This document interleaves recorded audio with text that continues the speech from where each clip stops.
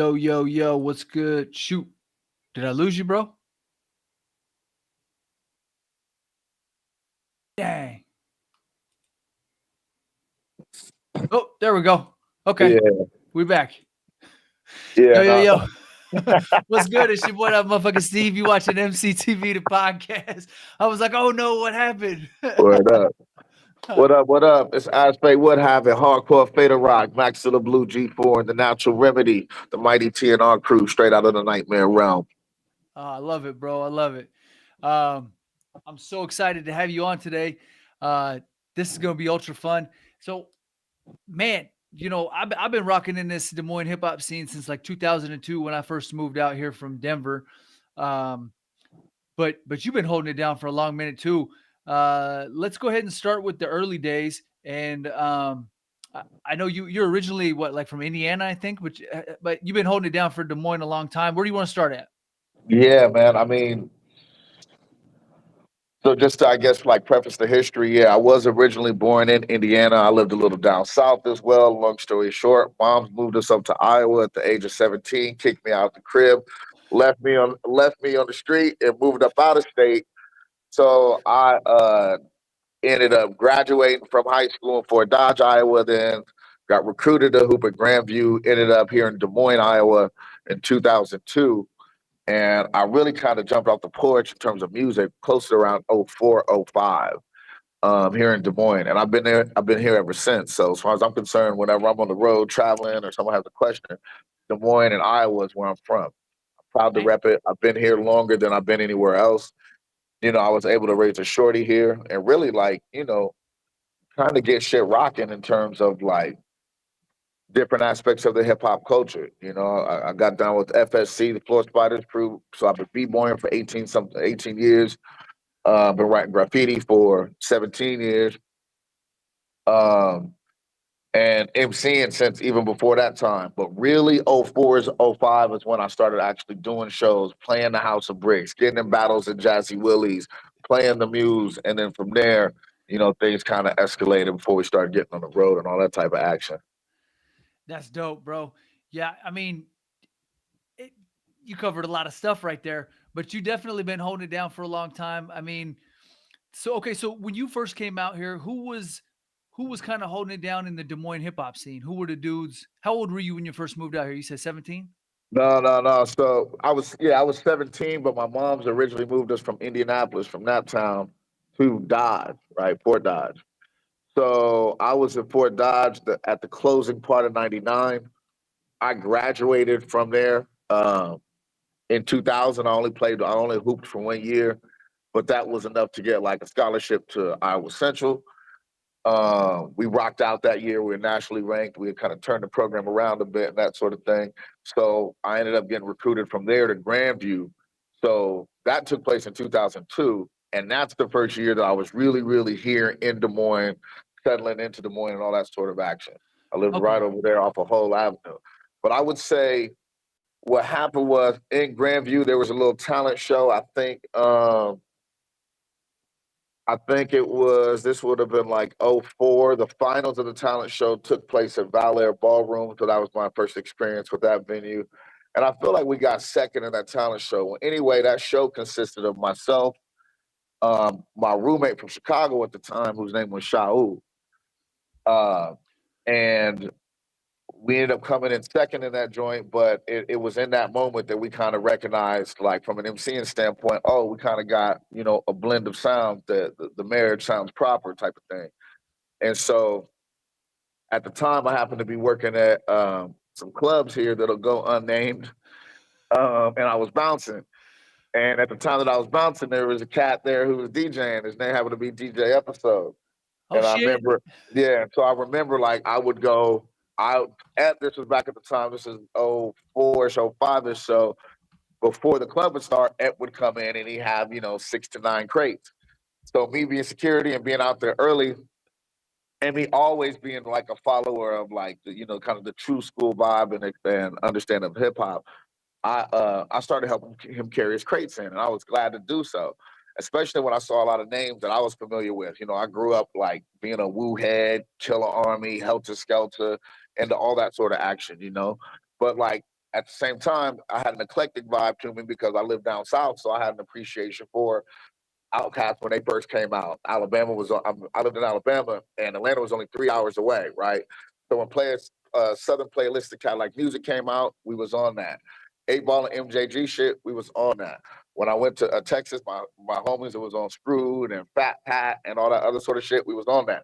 So I had kind of an eclectic taste, but really where all my vibe and shit was really rooted at, it was kind of like boom bap, East Coast action, all that sort of thing. So here we are, '05. I'm working at the clubs and I'm bouncing and shit for episode.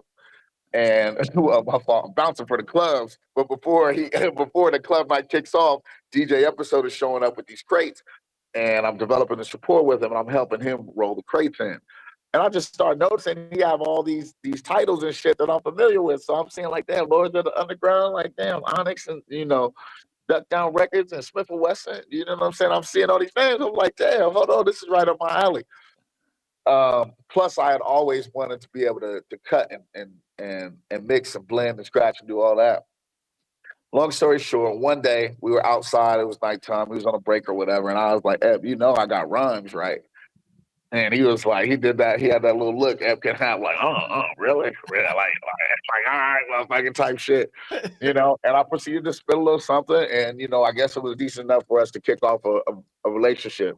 I'll try to keep this side of the things rather concise because really, it's like the smallest epoch in a long history and evolution of what led to me kind of kicking things really heavy in the scene.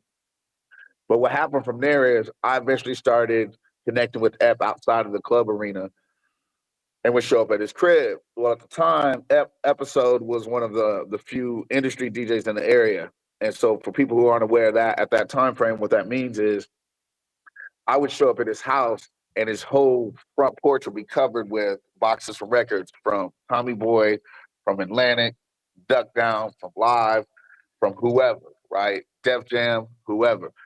And what was happening back around that time is as new artists were breaking, if you were an industry DJ in a particular area, you would get sent shit by the labels. And these would just be complimentary records. So he'd have doubles and triples and quadruples of different singles that was coming out, different joints that would drop. Like you might hear the new Jada Kiss when he came out with uh, or Style, whoever that was. When that Yeah. came out, when that shit came, was that Jada or Styles? I'm mixed up right now. Either way, Yeah. we know where I'm going right there. If anyone's following, you tracking this, you know what the science is. So it would be things like that. If a new thing came out on a Clue mixtape or an Envy mixtape or a K-Slave mixtape, these were some of the mixtapes that were really floating around back then. Who Kid, that sort of thing. If something dropped on one of those, there is a chance that it may have also come through in a single. So because I ended up getting one of my first pairs of decks around then, some techniques, turntables for those in the audience who aren't aware. I started every time I come over there, I'd be like, you gotta let me get these records, you gotta let me get these or buy that or whatever. So it started off as a relationship of like us working in the same area, both having an affinity for music, him realizing I could rhyme, me starting to go over to his crib, me getting records and stuff from him. Because I already on my own was super heavy, big digging into, jazz, funk, soul, everything else. But Ep had the inside line to hip hop.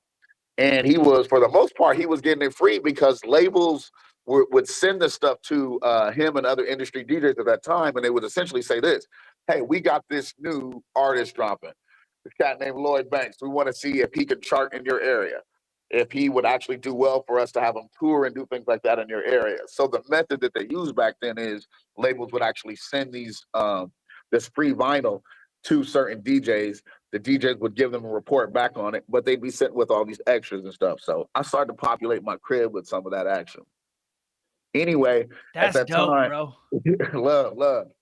So anyway, at that time, me and the partner I was telling you about earlier, Shaul from Chicago, who had hooped with me at Grandview, we were on the team together. That's how this relationship started.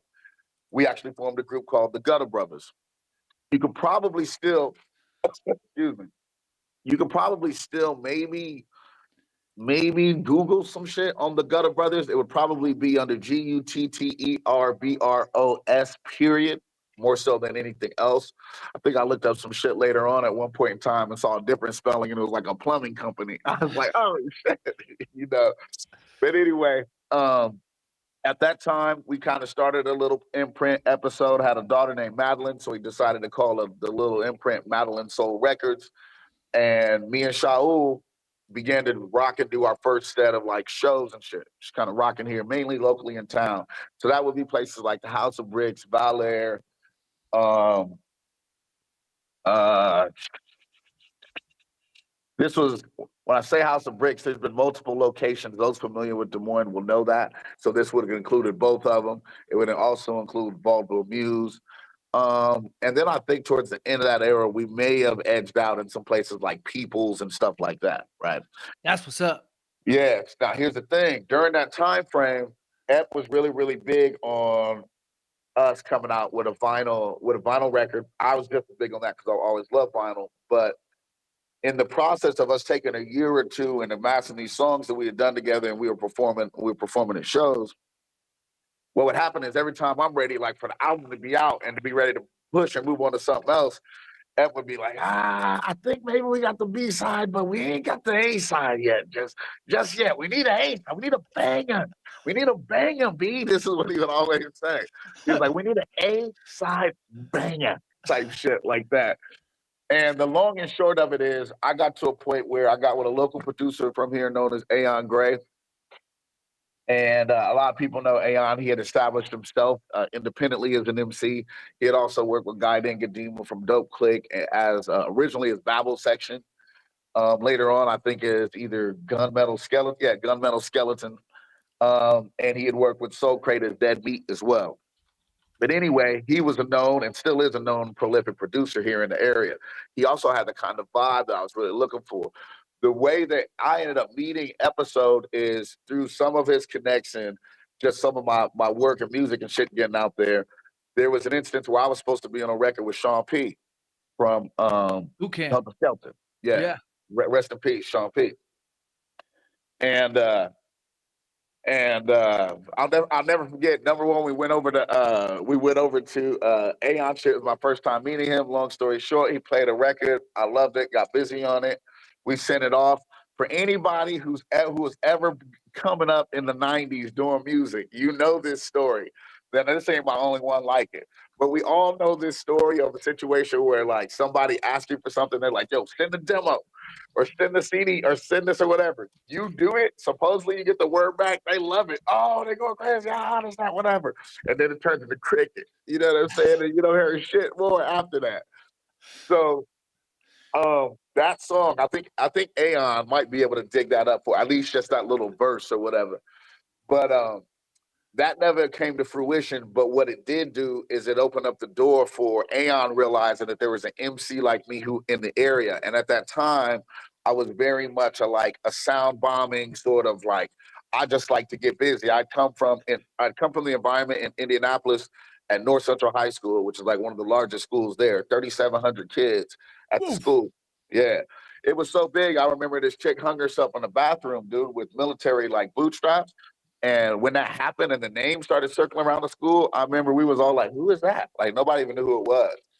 And the magnitude of that of comprehending that you could walk by in the course of a school day there, you could walk by people all day and never see nobody you knew. That's how big the school was. That's how many kids there were there, right? So I bring that up to say the pedigree we were cut from when it came to ciphering was a big thing because Indianapolis has a rather solid but slept on underground just ciphering scene, just straight off the top like ciphering thing. And so imagine being at the high school with almost 4,000 kids and in a big ass gym, the big ass gymnasium every day, half hour before school starts, everybody's congregating in the gym and it's busy. Everybody's getting busy, going off the top, rhyming and shit. And that's one of those situations where, you really get your teeth cut because later on in eighth period, if someone's like, if you're like, yo, man, where was you at? We was killing shit. It was getting busy in the ciphers. And they were like, oh, man, I was at the back. I was at the back. I was trying to get through. When they say that, you like, nah, you're scared ass. You didn't want to get up in there and get chopped up. Because, if you really wanted to get in that mix, you would have been moving through like, hey, watch, boom, boom, I'm next. I'm on next. I'm on. So that was a test of things for me. Anyway, coming from that pedigree, I think Aon just recognized, like, okay, he likes to make dirty, grimy, lo-fi beats, and I'm a motherfucker who just likes to get busy and rhyme, kind of in that older vibe of approaching the MCing. And so what happened was he kind of kept that thought in his back pocket. Now, remember, the timeline we're on, this is like 05, 06. This is 06. And by the time we're in 06, I've been waiting. Me and Shaul, as the Gutter Brothers, have been performing here locally. Every now and then we may go out of town. And honestly, that was probably at the hands or the setup of Aon or somebody kind of like giving us a nod. Because to be quite honest, I didn't know how to maneuver in that realm just yet. I hadn't got into the realm of setting up shows, trading shows, understanding what it's like to take care of writers, do good business, make sure that no matter what, whether enough people get through the door or not, you make sure they get paid their guarantee, even if it got to come out of your 9-to-5 job, whatever. You know how this is, Yeah. right? So at that time, I wasn't there yet. So shows really came from somebody else being like, oh, man, there's this opening, this. Let's throw this opportunity y'all's way. But now we're in 06, man. I've been rhyming with the cat for a couple of years. We should have already had an album out as far as I'm concerned. And I start feeling like, man, yeah, when we show up on the scene and it's time to rhyme, yeah, people know and feel in that moment, damn, like this might be the illest MCs in the room. But at the same time, I was very big on, I don't want to be saying the same thing one year that I'm saying 4 years from then, meaning, hey, I'm about to come out with a song. Or I'm about to come out with an album. There's nothing worse to me back then, and even now, where people will be like, man, I got this new mixtape coming out, or I got this new work coming out, and you see them 5 years later and they're saying the same thing. I'm like, man, if that's the case, just keep it to yourself and just rock it when it's time to rock it, right? So anyway, what happened is one day I'm over at Aon's crib, and Aon is like, I'm like, man, I'm kind of getting frustrated because I'm waiting for us to put out this Gutter Brothers album. It kind of seems like it always needs one more banger on it, just one more to really make it resonate when we start sending it out and when we have to decide what's going to be the A side of the vinyl, what's going to be the B side of the vinyl. The long story short is, one day Aon said, man, we should just do an album with all my beats and all your rhymes. And prior to that, I was kind of in the mode that a lot of heads were at back in that day, and this might resonate with you a bit, or some of the listeners, where y'all might remember there was a time frame where like you'd create an album and you'd be like, man, let me go get the banger from this cat, the club banger from this homie, because he makes those sort of joints. And then my homie over here, he makes the real introspective, deep joint with the horns, where I could do storytelling joint. And we gotta do something for the ladies. So then you gotta go and you get that beat from whoever makes those shits, right? And there was a couple of records around that time frame that were damn near changing my life hearing them.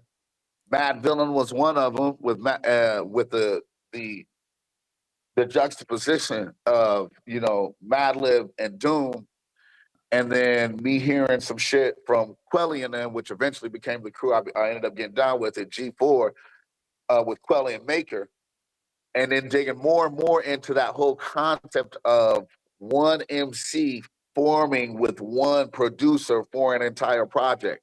That's not to say it wasn't happening back then, but many people who've been making music for a long time might remember a point in time where even on the underground, you'd be like, oh man, let me go pick this here, pick this here, pick this here, pick this here. And I was leaning more so towards the heavy lyricism, heavy side of hip hop. And I was noticing that more and more MCs around that time were dedicating everything with one producer. So Aon was like, yo, one day we should do an album with all your rhymes on my beat. And once he said that, we eventually became Maxilla Blue. We added DJ Touch Nice to the mix because all of us were big on the idea that we had to have the true school thing of someone playing the shit, someone behind us on decks. We hated motherfuckers coming up to the stage get pissed at the sound man, telling them to push back on the CD player, like it's the sound man's fault. He's not your fucking DJ, right? Or a motherfucker coming up there, and to each his own. Everybody got to do what they got to do, Steve. But I'm not trying to see a motherfucker that's performing, and then they were holding iPods back in the day, and like got a wire hooked to it, and they're like, all right, my next song, hold on. Hold on. I'm like, man, what the fuck is this, man? I'm not here for some tech engineering class. Do rap, motherfucker. So we were real big on like, yo, we want somebody back there on the decks. And at first, our objective between me and Aeon was like, well, one of us got to learn how to do it, or you're gonna have to play the beats live, Aeon, and then we do this. We actually found, at least at that time, that playing the tracks live wasn't as easy as it may come across, and how a lot of the current machinery that you can use today and different sync buttons and sync functions can make it a lot easier. Back then, you know, Aeon was doing shit on the MPC 1000, and even had the old school MPC 60 that he was out here killing babies with. You know what I mean? And while in the comfort of his own home, he might make a smash ass beat. If we're connecting live, sometimes it wasn't always on as much. It wasn't synced as well. So we were like, dude, we have to have a DJ, and he got to be a turntablist. So we ended up getting down with Touch, and it went from being a once or occasional time thing when we did a show to becoming part of the fold of what Maxilla Blue was. So that our rule was, when Aeon Gray is on the beats, Fate is on the mic, and Touch Nice is on the decks, that formula in and of itself is Maxilla Blue. So right now, if you go on Pandora and look up a channel there, or you go to Spotify, or you go to Amazon, Apple Tunes, or whatever, any of that sort of action, if you're looking up a Maxilla Blue album, there'll be 3 albums, 3 volumes available out there. They will always have that same concoction and same composition. Me on the rhymes, Aeon on the beats, and Touch Nice on the ones and twos. From there, man, things just kind of took off. Did you ever get the verse with Sean Price? No. And that ain't the only story like that. You know, there's a million stories. We'll probably have to come back later on. I have to tell you how much I thought I was going to have to slap the shit out of Sadat X, man. What? In my own crib. We'll talk about it. We'll talk about it. Which makes it kind of content. There's some funny stories, because you know how small the hip hop world is, surprisingly, right? Like, the more and more you get out to shows, I know you're well traveled, and you're involved in bringing people to the land and to the platform as well. So you know exactly what I'm talking about. But the more and more you get out and about, you start realizing, like, damn, I'm bumping shoulders with all these heads. I know these heads. I rock with Pete Rock in Denver and CL Smooth in Denver. You know what I'm saying? I rock with these heads here with Ghostface in Omaha when he was yelling at a sound man for no damn reason. And I'm like, damn, Ghost, why you gonna do that when you know we going on first, man? You never piss off a sound man at a show. Everybody knows this. Why are you doing that? You know, I had an issue with fucking Lyrics Born coming here and wanting to be pissed off and rush people off the stage because they were locals. You know what I'm saying? We had to black out a show from somebody from, unless the story come up, I ain't gonna get into it, but we had to black out the show from somebody from Rhyme Sayers at the time, because they didn't want, when they came to do a show in Des Moines, they didn't want any locals to get paid. Well, dude, by that time, Steve, we rocking and rolling, and we were responsible for really making sure there was gonna be a crowd at your venue. So, like, to do such a thing was a preposterous thing. So I say all that, not to really stir nothing up, but really just set the tone for the next episode. And also to say this, dude, this world of hip hop is so small that, believe it or not, you end up running into and bumping shoulders and having issues with, or falling in love with the character and the integrity of what you thought and still holds for a particular person. Whereas you can also, in some instances, meet someone and damn, it completely destroys the idea and the thought that you had of those individuals. They say don't meet your idols. Man, I'll talk to you about some heads refusing the headliners. I ain't gonna Dance Effects. Refusing to rock, talking about, oh, I left my rhyme book back in Wisconsin yesterday. I don't think I'm gonna be able to rock today. So they stall out a show we're playing with them in Rock Island, Illinois until like 1 a.m. for the sake of that. On the flip side, Rakim got his wife on stage traveling from city to city because I guess there was just recently some issues. I don't know if it was infidelity was related or what the issue was, but she's traveling city to city on stage like this, sitting in chairs, like literally scowling if girls are getting too close to that, whatever. Rakim shows up in Rock Island. It's a totally different date with the stomach flu. We don't even know if this cat's going to be able to perform, but that man showed up at the telly with his wife, scowling at all the ladies in the front row, packed house, and he's with the stomach flu. And mind you, sounds just as clean and crisp as if it was playing off the radio that day. So you have the full range and spectrum of heads that you come to meet and learn like, damn, I got to tip my hat to you because you're everything I thought you were and should be, and heads on the other end of that realm. But yeah, once we started rocking, we came to start to know that, man. And in starting to learn that and know that, you find yourself less in a position of looking at certain heads as idols anywhere, and more like peers that just don't know you're their peer yet, right? Until you get in their presence and maybe you rhymed with them or you rhymed on stage with them, and then you start making people like, damn, okay, we didn't know it was like this in Iowa. It's like, yeah, it definitely is. I think But Trip. Oh, go ahead. Sorry. oh, see, you're just about to bring a name I was about to bring up because you got me off there on a tangent. I think you asked about who was out at the time or what names was I hearing at the time. Trip, I remember rocking. At the time, it was Young Trip. He's going by Young Trip. Oh man, 5 Stages of Death, I think, was something he had just put out, and then he put out like some 3,000 bar thing or some shit like that. He had a lot of dope shit, and this was back during the MySpace days. So I feel like 05, 06. I remember hitting him up privately one time just to say like, "Hey fam, like out of all the heads here, I peeped your shit. Like you actually nice. Like I could fuck with it." And he had a mutual respect. I think our first time seeing each other would have been a GDP, which is and it was an indoor music festival at the time called Gross Domestic Product. That was kind of being set up by the same committees that would eventually go on to create what became known as 8035, a concert that went on to have Roots here, the Nas, Flaming Lips, Wu you Tang. know, everybody, yeah, Yeah. Woo, everybody. Um, so Trip was the name that was out and active at that time. Uh, the name that people would always bring up, but wasn't active then in that time. He wasn't doing anything that could be seen in that moment. But I don't want to say that to disrespect any of the past stuff. Was Corey D. People that mentioned the name Corey D. I got the chance to listen to Blunt Sessions. I thought it was a dope album, especially for its time. I thought it was ill shit. At the time we were rocking though, that he was not out. He was not out. He was not doing his thing. So When and only and I didn't see this episode, and so I don't want to.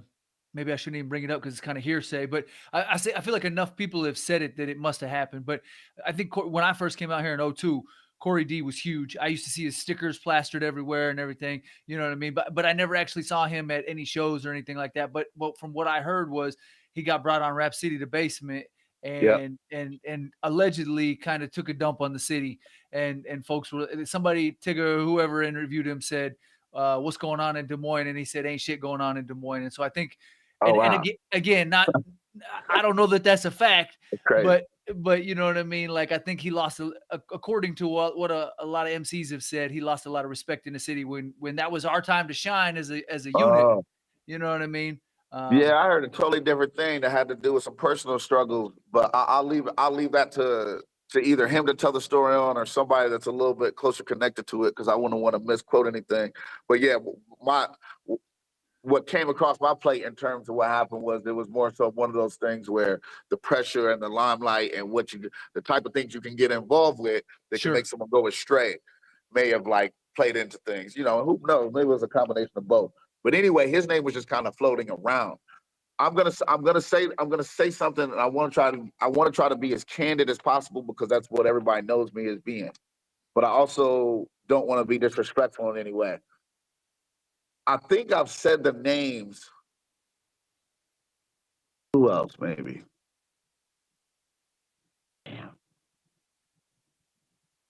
I think I've said the names of who I kind of felt was cooking at that time. Now, there were other names out there. They may not have been my cup of tea rhyme wise, but they were still working and they were putting in work. And so I do remember Guy Dennis always been putting in work. Straight Vodka's name was out there. So I had names like Big ups to Aquaman. Tremaine. Aquaman actually had a song I really like on the We Go mixtape the episode put out one time. But he also had a song I really didn't like one time. And the funny thing, I'll never forget, there's some sort of showcase that was set up at some club out here. And we were meeting for the first time, but I saw the cat and I went to go shake his hand. He was like, nah, don't shake my hand. I was like, wow. I was like, what's up? And he was the message boards were out at the time. I think played some songs I maybe made a comment about a song, this, that, or whatever. I think it was his song in the mixtape. And he was like, man, he said something about my song. And I remember being like, damn, I gotta like your song to shake your hand. You know what I'm saying? Because I didn't like that song. But he had a different one on. He had one on that We Go tape, which I thought was probably the illest song on that whole joint. Smooth the vibe and like there's something about the mic flow, the mic control that he had. It was like this classic, like underground shit type of shit I was used to. So I remember being like, now that one I did dig. And in that moment, I could see him kind of like loosen up just a bit. And he was like, yeah, that's that straight hip hop shit. We never had no static or nothing for real. It wasn't nothing to have no static on, but you know, I don't think he was too pleased at that time. But so Kaiser was a name that was also out. That was the one that was on the tip of my brain. I remember seeing him rock the Muse quite a bit. Yep. RJ was the name that was out. Joey Ashby was out. You taking me back now. Yeah. So with Joey Ashby comes Coop. Local Legends was out. Oh yeah, Tino and them. Yeah. So there were some heads out, man. But you got to understand, from my pedigree and the way I come, the way the cloth that I was come from an MC stand. Oh, Launchpad was out, with their heads. Bo James, yep. Yeah, Bo and them. You understand the pedigree that I came from. There wasn't no room. Like, I've always talked I got this theory, and I've talked to people about it. Like, I looked at MCing as like vampirism, and we all feed off of weak MCs. That is our food. Weak MCs, civilians, that's our prey. And there's only so much blood and so much flesh that we can feast upon. So even when homies that like I've been friends with for 15 years, 20 years, when they started everybody started thinking they could rap, right? And homies would come around and be like, hey man, I started rapping. I didn't start smiling and being like, oh, that's great, dog. I'm not encouraging that because you now have to become food for me. Either you become my food or I become your food, right? So I say that to say I maybe wasn't as invested as I could have been in being able to give you even more names, because even though these heads may not have been my cup of tea, they're all heads. I wouldn't have named them right here if I didn't have a respect for them. They're all heads that I have a respect for because they put in work when so many other motherfuckers never did anything for years on end. They don't know what it's like to be vulnerable and go and pick out a whole string of beats and put all your lyrics on there. They only know what it's like to produce mixtapes where the song is already, the instrumental is already pretty much stamped and approved by everybody. No one understands that vulnerability except people that have done it. So do know everyone that I've named, I respect Steve, but at the same time, and anybody can tell you that knows me or knew me back then, I looked at every other MC that wasn't ever a part of my camp as potential food. That didn't mean I had to eat you, but if you cross the line, I'm on your buffet. I love it. I love it. Now, okay, so now this brings me, based on that resume and everything, this brings me to the thought that Scribble Jam would have been right up your alley. Were you ever able to participate in something like that with the graph and the MCing and keeping it true to hip hop with the DJing? Yeah, so 1 year. At that point in time, okay, so let me give you this timeline. So you just heard 2006 is when we're struggling to have the first that the release of the music with me and Shaul. Me and Aeon come together and with Touch Nice and everybody in 06. We start kind of rocking and doing live. We get serious about it. Write the album. put Maxilla Blue out, and I think it officially drops '08. We put out 2 additional volumes of that. And our initial thought process was every album we just gonna call them Maxilla Blue and just leave it to the fans and to anyone else to discern, well, which one is which type of thing. Maybe you only know that by the covers. You got to be like a true follower type shit. And the only reason we ended up eventually like having to label one as 2 or as 3 was just for marketing purposes. And especially once we started selling things in other countries, having universal SKUs and things like that, to where we have to be able to differentiate between, do you have royalties on this song, on this album, or is it this album? And it can't both be the same name type of thing. So '08 was the first year. I'm sorry. '06, me and AI get together. '06, I also get down with Floor Spiders crew and begin b-boying. I meet Gage One. I meet Recluse. I meet Lou Mega. And I start traveling with them to different battles. The first battle we traveled to was the Bulldog battle down in Kansas, where Alien S was there, Mr. Freeze was there, Poe One was there. And if I remember correctly, that's the battle Busy Brooks got battled in the Mighty Zulu Kings. Are Yeah. you, not to interrupt, but I got to interrupt. Are you already painting at this point, or are No, you? here's where Okay. we going. That's what you get Okay. for interrupting. Now watch Sorry. this. Now watch this. So '06, we get to me and Luke get together, me and Aeon get together. We start Maxilla Blue, but '07, '06 as well, I start breaking. As we transition from the fall of '06 into '07, this cat, Sin One, Mr. Sin, who was originally from Des Moines, Iowa. He moved out to Minneapolis. He had been out there in Chicago for a little bit. He got busy on some graph writing shit. He comes back to Des Moines. When he comes back to Des Moines, he connects with our crew. We were already having weekly break nights over at my crib. So on Wednesdays, there'd be a cypher night over at my crib. Different B-boys and stuff would show up. Long story short is, in '07, that turned into a graph writing night because Sin would come over.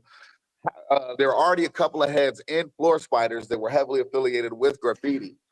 I had always wanted to be involved with graph writing. I'd always wanted to be involved with b-boying, but when I was back in Indianapolis, I never got a chance to. So technically, I started graph writing at what most people would consider an old age. It's just that I went so hard at it that, now I'm in a place where you kind of can't be denied. But I was already in my early 20s when I started doing that. So '06, I start b-boying, Floor Spiders crew. '07, I start graph writing. It might have been '08, Steve. It's either '08 or '09-ish Scribble Jam that we went to and we entered in and competed in as a crew b-boying. So, and it was dope because at that time, a DJ that I used to listen to on the radio back in the day, DJ Top Speed, was actually DJing there. I think Graph Bastard or Scratch Bastard may have won the competition, and Top Speed was DJing there. So yeah, we went to Scribble Jam, but we only been to Scribble Jam once, and it wasn't to actually perform. It was rocking. It was breaking in a breaking battle. Now I've only seen it from the video perspective because it had all kind of dissolved by the time I got up there, and the guys from Rhymesayers had picked it up and they started doing sound set to kind of basically Yeah. took what Blueprint and the Rhymesayers and everybody were doing on the hip hop vibe and just add a couple of major headliners to kind of pay the bill and try and reinvent, try and bring it back. Now, was it as is in your opinion, was it as dope as it appears on the DVDs and the magazines and everything? Like, Yeah, it was. I don't know how anyone may have seen it that was faithful to it every year. Obviously they're gonna, maybe their first time going is gonna be their best, or the first time and really like leveled up. So they may have a difference of opinion. And I wish I could narrow down that exact year. I feel like it had to be '08 or '09. Like I said, if you just remember that Top Speed would have been DJing, Scratch Bastard would have won, and maybe he's won multiple years. So I don't know how much that clarifies things. We got some pics from that time frame and shit too. But I think it was, yeah, I feel like it was 2008, 2009-ish, 2010. It had to be between those 3 years. And with that being the case, yeah, it was dope to me. It was as dope as anything I could have expected. And so the only people I could imagine who might not report it to be the same may have just been people who were there in its golden years, if those weren't the golden years. So according to Google Gemini, it says Scratch Bastard won the Scribble Jam DJ battle 3 times in 2003, 2004, and 2007. His victories have cemented his Must have reputation been as a 7 then. world. Okay, it must have been 7 then. Okay. Yeah. Yeah. Yeah. My bad. I'm just gonna pull up some. Try and figure out who the MCs. Yo, you fact checking me? No, not at all. Not at all. I was trying to help out. I should have lied like Trump and just been like, you know what, you guys don't do a good job anyway. Fake hip-hop. I love it. I love it. We was close. No, that's dope, bro. That's dope. You know, as somebody that has dabbled in I mean, most of my graffiti before I got caught and got in trouble for it was just throw ups, you know what I mean? Just nothing wrong with that. Some fuck shit, tagging on a wall or a bank or whatever. Nothing wrong with that. You know, people got to remember, like, every part of the graffiti is necessary. We need tags in the bathroom stalls. When you look down at a fire extinguisher, I want you to see, oh shit, you know what I mean? If you see slap tag stickers up on the back of a bus stop sign, that's what's up. We also need bubble styles. We also need throw ups. We also need simple straight letters and quick fill-ins. We need shit on the billboard, shit on the rooftops. And yeah, when you go underground or when you see when things start to get risky, we need to see burners, especially if somebody's talking about being like a king or all city and all that sort of thing. If you wanna touch on that mode real quick. So hold on. Did you have a question? No, I mean this is kind of the direction I was going to take it. I figured that was a good pivot. Yeah, it is, because so I mentioned that Sin One and Gage One are two people who were instrumental in really kickstarting my graffiti development, and it's turned into a weekly thing at my crib. Even writers who weren't in my crew at that particular time would come over once a week, and that lasted like continuously, like for at least like 2 or 3 years straight. So much so that even when I had to go, I had to go out of the country. I was in Italy and Germany for a little bit, and in Germany doing some music shit. And during that time frame, even my crew still held it down, would come over to my crib where my wife was at, where my lady was at, because she used to be girl too, and they would still hold the ciphers, even with me not at the crib, totally in a different country. So I say that just to give you an idea of just how cemented or established this routine was. It wasn't like, hey, remember that one time we pulled out a cardboard box and tried to spin here on 2 different nights? No, this became a consistent thing. And then the graffiti started to kind of encroach upon the b-boying just a little bit for me. And Gage One everyone knows Gage is Marcus Martin. He's the light-skinned b-boy that probably most people remember. If you've heard the name Floor Spiders Crew, he's actually also one of the original people who painted Creative Visions for its very first time, not the current motif that you see on it now. That was done by JB Rock, Ism, who used to write Odds 288, and Gage One. Gage One is the pioneer of Floor Spiders Crew. He's actually also credited more or less as being the second legit graph writer here in the city. Most people credit JB Rock with kind of kicking things off and starting that. And then there are a few other names that are around at the time. Nemesis, I don't know what Nemesis goes by now. But there are a few other heads there. But I bring this up because one of the oldest living graph writing heads here was already in my breaking crew. As a master of graffiti writing, knew I wanted to be involved in graph writing, and so that kind of merged together. So whereas we might be done with the b-boy session at 9 p.m. tonight, now everybody's breaking out their black books. We're drying off from sweat. We're going and smoking a few J's here, this, that, or whatever. Those who came just to break are now leaving and going home. There's now 2 or 3 people who weren't even here for the break session showing up with a bag full of cans. Now we're getting our cans shook out, and we're gonna go and we're gonna be on the East 14th Bridge or behind Central Campus or some other rail yard come midnight type of thing. And that started to happen more and more until the graph writers started to come over earlier and earlier and earlier. And then Wednesday nights became graph night, Writers Anonymous, I called it. So you have Gauge One, and then you have Sten One, which is the kid that was originally from here, moved to Minneapolis, moved to Des Moines, and he knew of Recluse from Floor Spider's crew. He was aware of Gauge, and more importantly, one of the heads that he kind of looked up to when he was in high school was this cat named Sake. Sake was an understudy of Gauge One, and he was the older brother of Lou Mega, who was probably the illest b-boy that's ever come out of the city of Des Moines, Cat Lou Mega. So in other words, there's this melting pot of all this kind of extended family.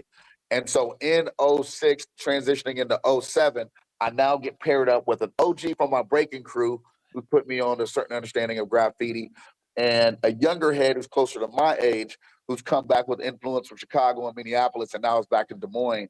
We formed a crew and we just started getting busy on the graph scene. And we were underground rocking shit. Me, him, Device, Icky Uno, Serum 7, Mums, Atva.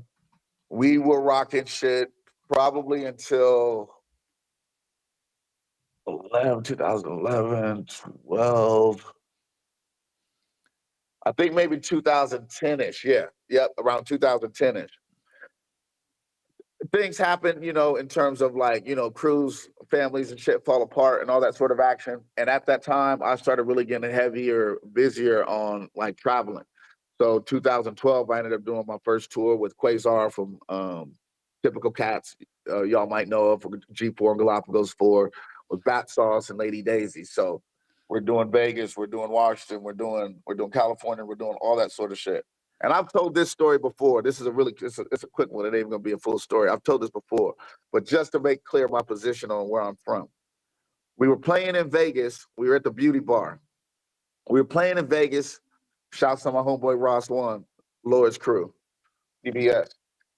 And we're out there playing in Vegas, and we rock the show. I'll never forget, after the show, there's this dude crying. He comes up to us, Steve, and he buys our music. And from any touring artist, we need that music money. Like, it's important. Every one of those sales could be the difference in you going to World Foods tomorrow when you're on your way to your next stop, or you just eating something from the gas station, or hoping y'all get free food, or put it in your rider or something at the next joint. Anyway, after the show, this motherfucker's like, he's like, yeah, so you guys are from Idaho, right? And I'm like, nah, man. And then he tries to correct it because, motherfuckers make that mistake, right? And then he was like, oh, no, let me preface this first by saying he was in tears, crying, talking about how he used to listen to us and it helped him get through high school, like a really tough time. Really tough time in high school, didn't know how he was going to make it. So, man, this is heartfelt for me, Steve. We sell the dude the CD. We do all this sort of stuff. Merch game is going well. So then he's small talking with us at the merch table. You know how it is. Sometimes somebody stays around a little too long, and that's cool if you're cool. But if you're on some bullshit, you've overstayed your welcome. So the cat starts getting to talking. And he says the whole thing like, you're from Idaho. Nah, man. Then he tries to correct it. You're from Ohio. Nah, man. Then I say from Iowa. This motherfucker says, oh, that's even worse. And then he sees me scrunch my face up, and he's like, I mean, you guys are cool. You guys are all right, but Iowa, I mean, come on, right? Steve, I swear to God, dude, I took my CD back, man. I said, give me this, man. Here, get your money, dude. I don't even want this shit. And I just made it clear to him because the thing is like, you can't love the apple and curse the tree it came from. You know what I'm saying?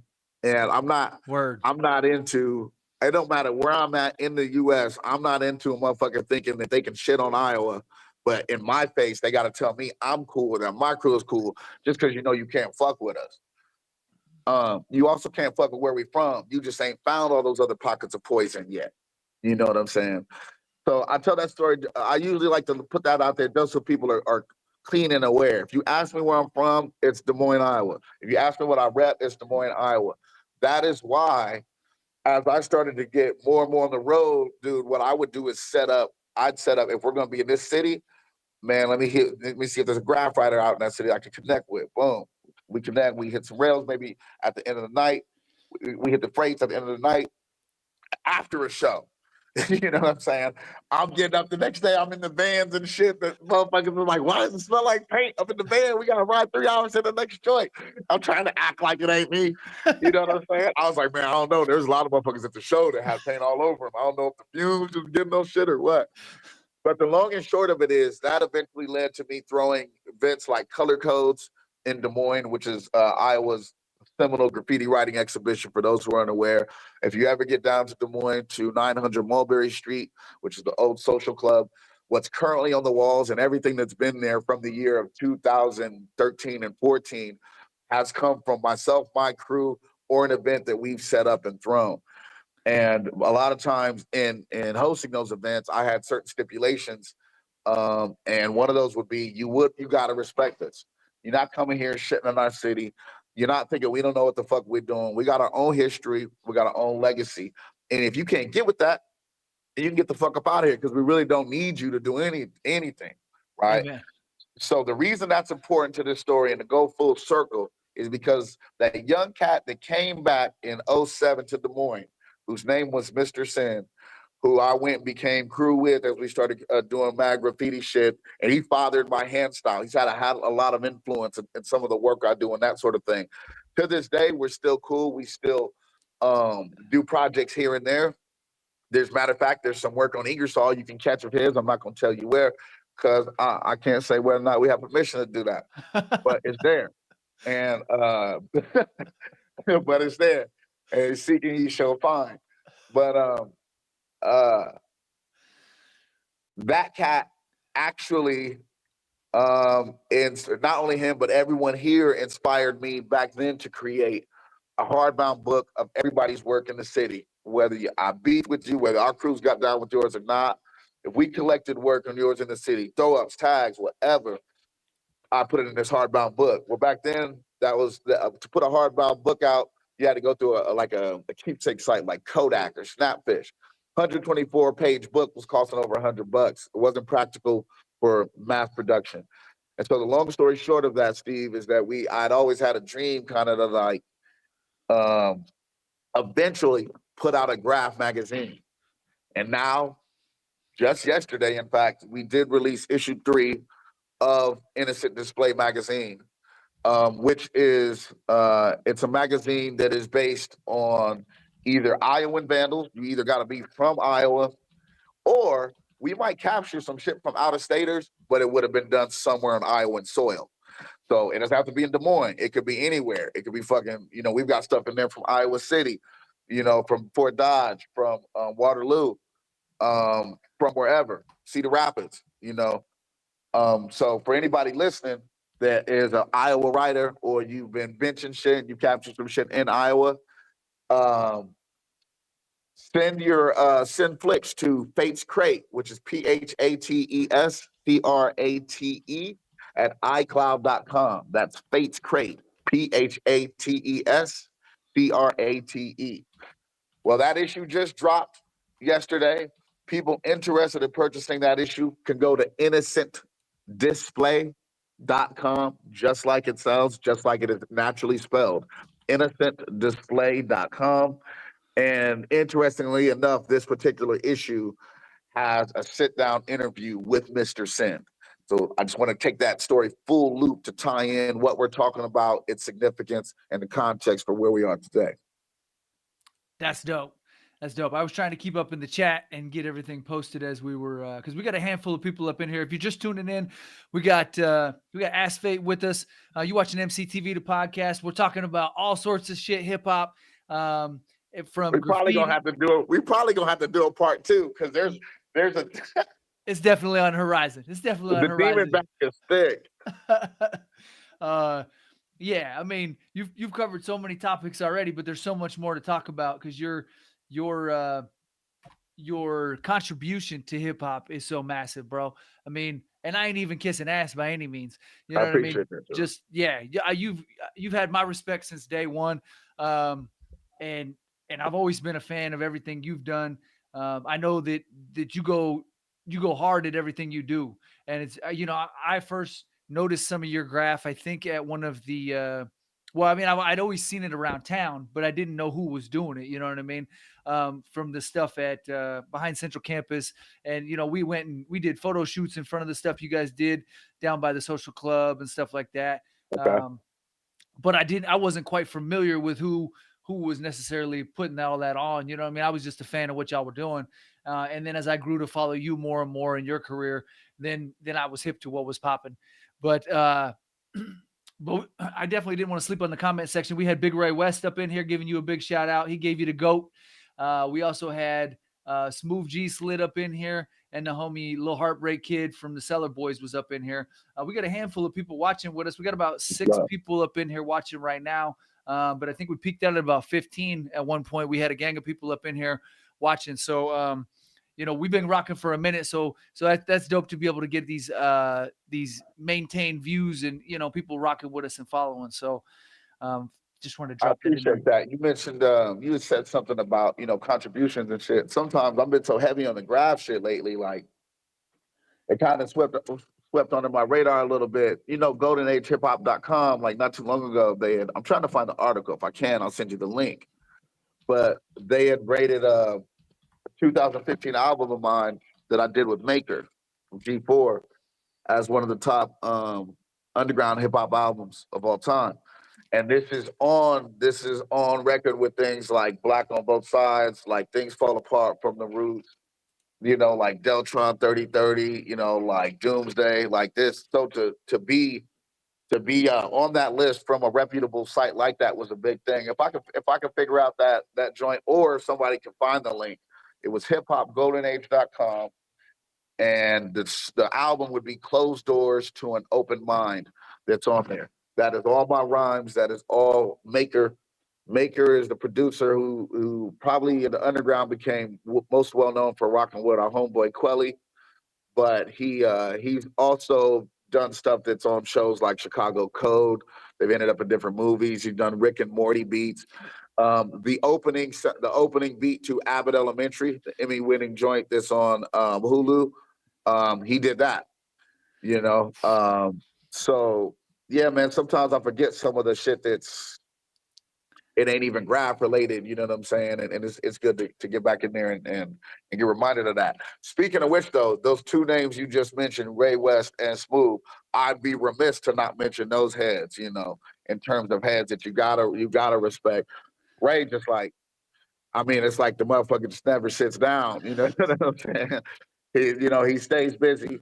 And then Smooth, I know Smooth had to go and sit down for a little bit, so that may have gotten in the way of things. But outside of that, I ain't never heard nothing but stand up, original gangster shit about the head, solid shit.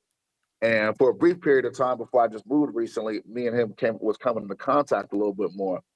And I was talking up the notion of us, possibly doing something. I'd still like to do something like that because that's a cat that at the time I was kicking off, I didn't know that name. But as time went along, I definitely came to know another solid head here that you got to mention. Hell yeah. Yeah, Smooth G is definitely that guy. Koki G, you know what I mean? There's a lot of dudes that have really held it down for the scene in Des Moines. Yeah, But Smooth has always some showed. rhyme better than others, though. For sure, for sure. Smooth has definitely always showed mad respect and always been ultra cool to me. So And he can rhyme though. That's the yeah, thing. big facts, big Yeah, you facts. didn't see me throwing a whole bunch of other names on the end of that. This is true. This is true. Sorry, this is candid fate. I love it. I love Sorry, it. folks. Um, yeah. So, okay. So are you still producing I know you said you tried to produce the big book. Are you coming back at the big book, or are you just gonna go with the magazine for now? So right now, the magazine's been doing so well that the intent is for the first 12 issues to really focus on Iowa shit. Because, like I said, growing up, you could always, like, even when you talked about Scribble Jam earlier, we'd be on the road, or you'd go and you pull off and you stop at a graffiti store in one of these little stores, or these little towns or cities you might be in.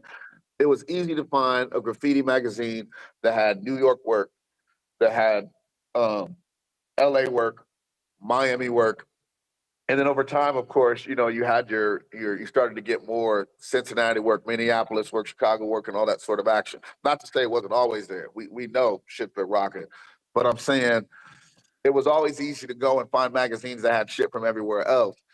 For me, it's really important for us to have a thing where, like, you know, 10 years from now, ain't nobody from Chicago or LA or New York or nowhere come and try to talk to a motherfucker that's a writer here that's established and gets busy and try to act like that writer doesn't know what's up and doesn't have his or her own legacy and own history to look back on.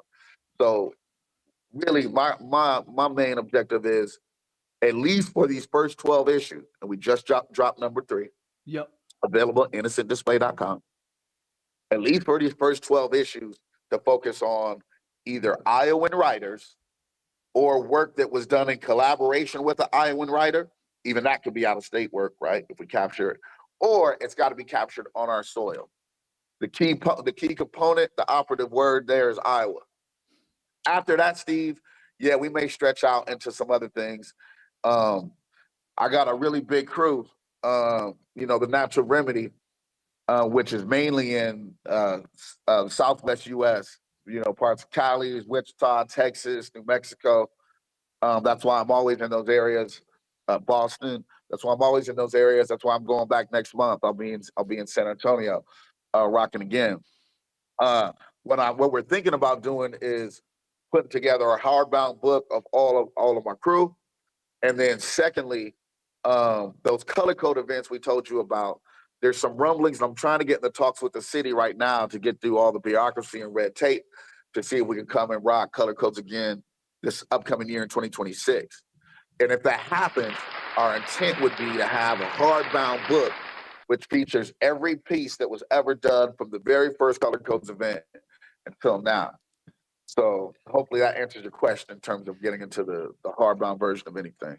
That's dope. That's dope. I remember, I mean, even when 515 Alive was big, you know, you guys would be out there painting buses and stuff. I mean, every event, it Yeah, seems like every opportunity you guys were out there holding it down and putting on for the city. Whether it's a yeah, box truck or the color stuff you guys did, you know, by Central Campus and all of that, you know, that's just your name is associated with those bodies of work, and talk about a legacy. You have the legacy without a doubt. appreciate it. For sure, for Appreciate it. sure. Um, okay, so we talked about closed door to an open mind. Let's talk about open letters to a closed fist, because I believe. Oh, oh, don't do it to him. Oh, I mean, I believe that's the Don't one. do it to him. That's the vinyl I was able to copy. We did blow past. Yeah. We did blow past the main dudes in 2019. Oh, Uh, yikes. you know what I mean? That's the homie you. That's you and the homie Pete, right? That's Fenimore. Yeah, that was a dangerous album to record. I always tell people we was on Iowa Public Radio. I was telling them, I was like, man, that album almost killed me. The let's just say the the creative process and the writing process to put that out engaged in a lot of indulgence. Let's say at least at a frequency and a rate that I could not sustain right now in an older body, and hope to still retain all of my superpowers. You know what I'm saying? But at the same time, that album is maybe tougher for uh, a mainstream audience to digest. But it's one of those things where not every MC is gonna dig it. But guaranteed, MCs go through and listen to that shit. You know better. You cannot fuck with motherfuckers on the rhyme. You can't. Your favorite superhero MC can't fuck with me on the rhyme, on the mic. So like that's one album where whether or not motherfuckers like the songs, you know how that is, Steve, where you hear someone they ain't your favorite, but you're like, all right, man, I ain't got no shit to talk because you can't fuck with them. You don't want to stir that hornet's nest. You know you don't. Oh, It's like that's what main dudes is like, right? But putting that aside, open letters to a closed fist, I feel like I initially thought my magnum opus was closed doors to an open mind.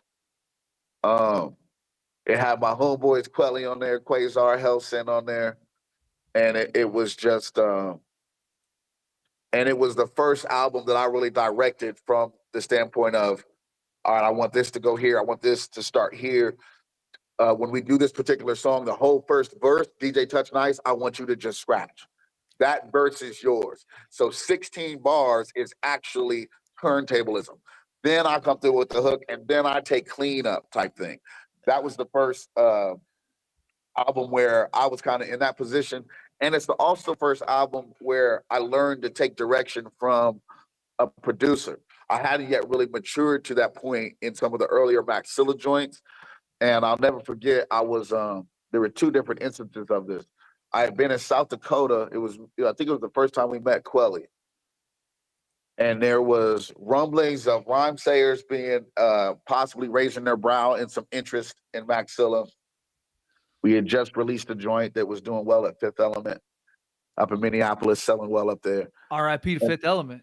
Yeah, and there was some rumblings of them possibly being interested, but at the same time, for those who are not aware, there is actually a historical beef between Galapagos 4 and Rhymesayer. Now, nobody on the G4 side is going to want me to stir this up and make it like it's a present issue, and it's not. Everybody has since, like, Plug has since said this to Quelly, and Quelly has since said this to everybody. Everybody's good to go. I'm not going to bring up no names. I'm not going to make anything disrespectful, but there was sort of a vibe in Midwest underground hip hop shit for a certain period of time. And those that know. If you're outside the loop, that's fine. Just accept you as outside the loop. But those that know, because there would actually be lyrics that you would hear. Like Quelly, see, I've seen rappers rapping happen, but in like atmosphere shows, you know what I'm saying? Type shit, right? I call it party rock hip hop type action. You know what I'm saying? After your fucking crowd is chicks and shit. Anyway, there was a divide, right? Because some people fuck with both, but some people were picking sides type of thing. And at that time, right as we released that volume 3, we were kind of connecting with G4, and it was the first time of encountering Quelly, which at that point you could kind of say Quelly or Typical Cat was kind of the flagship product of Galapagos 4. We were in South Dakota, and I remember doing a set. And again, I get up on the stage, and I'm knowing here's a cat I really respect, and I just recently got turned on to his music by Aeon within the last year or so. It actually reinvigorated me to get back into rhyming, because I kind of felt like nobody was taking it seriously anymore. Nobody, you know what I mean? People, it felt like it was beginning to get into a time frame where you could fabricate images and shit of yourself, and you didn't necessarily have to be the most skilled or whatever. And so I started to feel like, damn, what the fuck am I doing this shit for? And it was hearing albums like Caffeine Dream, which was Quelly and Mike Gow, or If It Ain't Been in the Pawn Shop, It Can't Play the Blues, Quelly's first joint. And then the whole Quell and Maker series, like So Be It, Owl, The Harvest, and all those joints. Well, those were all albums with a super heavy lyricism, and instrumental work in between shit over one singular producer, where the marriage is correct between all of those things. And so here I am coming into a show, and it's my first time meeting that head who has done that for me in terms of reinvigorating things. And remember what I told you about my pedigree as an MC. What it felt like was in the old Western movies, when a motherfucker walks up in a saloon, a bar brawl breaks out, bow, bow, bow. You kicking the shit out of a motherfucker yourself, and then you see a motherfucker look across the way, and there's a motherfucker over there on the other side. All you see is bodies tossing, and there's a motherfucker over there that's kicking people's ass, but with a whole different style of fighting than you've ever seen. That's how I kind of looked at Quelly and those heads back then. But remember the pedigree I came from. As far as I'm concerned, we on this stage tonight. I'm here to feast. You know what I'm saying? I might be into your shit, but let me nibble at your arm and shit first, and then we can shake up afterwards, right? So I say that to say that was back when I might be able to do a live show well, but I didn't understand things like the smoothness of learning how to fall into the pocket on the mic, right? And so instead, I'd be destroying the mic, and you know, I'm the rap galactus, 50 for that. Let's stepping on palaces, strapped with graphic mini book chapters, bled from master pens. But my pitch would never come down, right? So I'm like, yeah. And I'll never forget afterwards, Quelly being like, hey, man. He's like, man, you can't kill it on every song. And at first, I didn't know what that meant, because I'm like, damn, as an assassin, we kill everything, right? What do you mean? And then I started to understand, like food may be food to a layman, but baking is a sweet science. And cooking more savory dishes, there's an art, and you can be a little bit more precise and layer this, and there's leeway for, different aesthetic and that sort of thing. Well, Maker, when I did that album with him, it was the first time a producer had ever given me feedback and said something, and he said something similar. I remember I had a song, and he was like, yo, you he's like, you should try using more of your mids and your lows in your voice. You already got the powerful razor sharp. The highs are there. They pop, they cut. It's the thing that when another MC, if you're rhyming and you're ciphering, the way I grew up ciphering, you cipher like we're nose to nose, like this type of shit. I'm not touching you. I don't like that shit. I'm seeing them doing the new shit these days. Don't touch me. I'm not touching you, but we are nose to nose. Because I want to look at your eyes. I want to see if you're melting. I want to see your eyes start to flutter. I want to see if I see you trying to recount shit that you've already said, this, that, or whatever. I need all of that data, So I got to be in your face to do it. But I remember him saying something similar to what Quellia said, which was like, yo, man, utilize more of the full range of what your voice has available to you. So I say all that to say 2015, Closed Doors to an Open Mind, which you can still go look for, which was produced entirely by Maker, was an album, my first solo album, and it was the album where I started to learn to take feedback from the heads that were around me. The album you're talking about, we now fast forward, was my second solo album, full-length solo album. This one was on all white vinyl. I call it frostbite vinyl. You can order it right now. I've got copies, so if you're in Des Moines, you can holler at me. I need to get back to stocking some of these record stores. I might need your help, Steve. We need to go stock some stores with some magazines, man, and you might be a little bit more in the know. Let's But do anyway, for sure. But anyway, the new album is Open Letters to a Closed Fist. This was produced entirely by Big Burn, who got his name, at least where we are concerned in Des Moines, by the work he did with Trip, Dead Flowers, and Dead Flowers 2. Please go out and check both those out if you haven't already. Everybody around here already knows they're poison. It's dangerous. You better go check it out if you're not aware of those. But in the same sort of sentiment that had occurred earlier with Aeon, Burn was like, man, we should just do an album like with all my beats. I said, let's do it. So anyway, that album released 2021, y'all. I would say right now, if I was to tell somebody go pick out something from me, if you want to get familiar with who this cat is talking and why he's talking this way or whatever, you can right now, you can look up. I'll send you a link. You can YouTube the playlist for Open Letters to a Closed Fist. You can throw it in the chat. Yeah, it's 14 tracks of just straight heat. My favorite is Casino. There you go. Yeah. Yeah, I love that one. I play it on a regular. It's in the rotation. What if a vandal had dismantled Geppetto's thumb? Would not his son still be a liar wired single-handed? Hell yeah. Oh. Indeed. Yeah, you're on a whole nother level with them rhymes, bro. Yeah, Hemlock is definitely nice. I mean, you're all over this thing. That was the one I showed up to the crib and grabbed a copy of. It's a fire record. Front to no skips, front to back. You know what I mean? Yeah, it's definitely heat. Without a doubt, I would encourage anybody that gets an opportunity, peep it out, grab you a copy, get it signed, because that's gonna be one that you know what I mean. Especially in a spot. See, I feel like you were doing vinyl before vinyl had come back. Vinyl's back in a big way, but you guys were on the cusp of that way early. See, so here's the thing about that though. I mean, I'm saying reflexively and agreeing with you, but I remember the whole time the heads were saying that. Let me back up. What I would say is, as you walk around on a daily basis here in the last 10 years, your grandma, your moms, your brothers, your dads, your cousins, your uncles, your friends, you will hear them say things like, hey, vinyl is really coming back. Like people are starting to do that again. But for most of us that was like moving around and like involved in hip hop, it really never went anywhere, right? It just, the mainstream, from a mainstream perspective, it wasn't at the forefront of what people expected when it came to a release of a product. And in the digital era, that made sense because it became almost like a waste of money. But for those of us who were underground, and not necessarily at a level where we're selling out 50,000 seat arenas and stuff like that.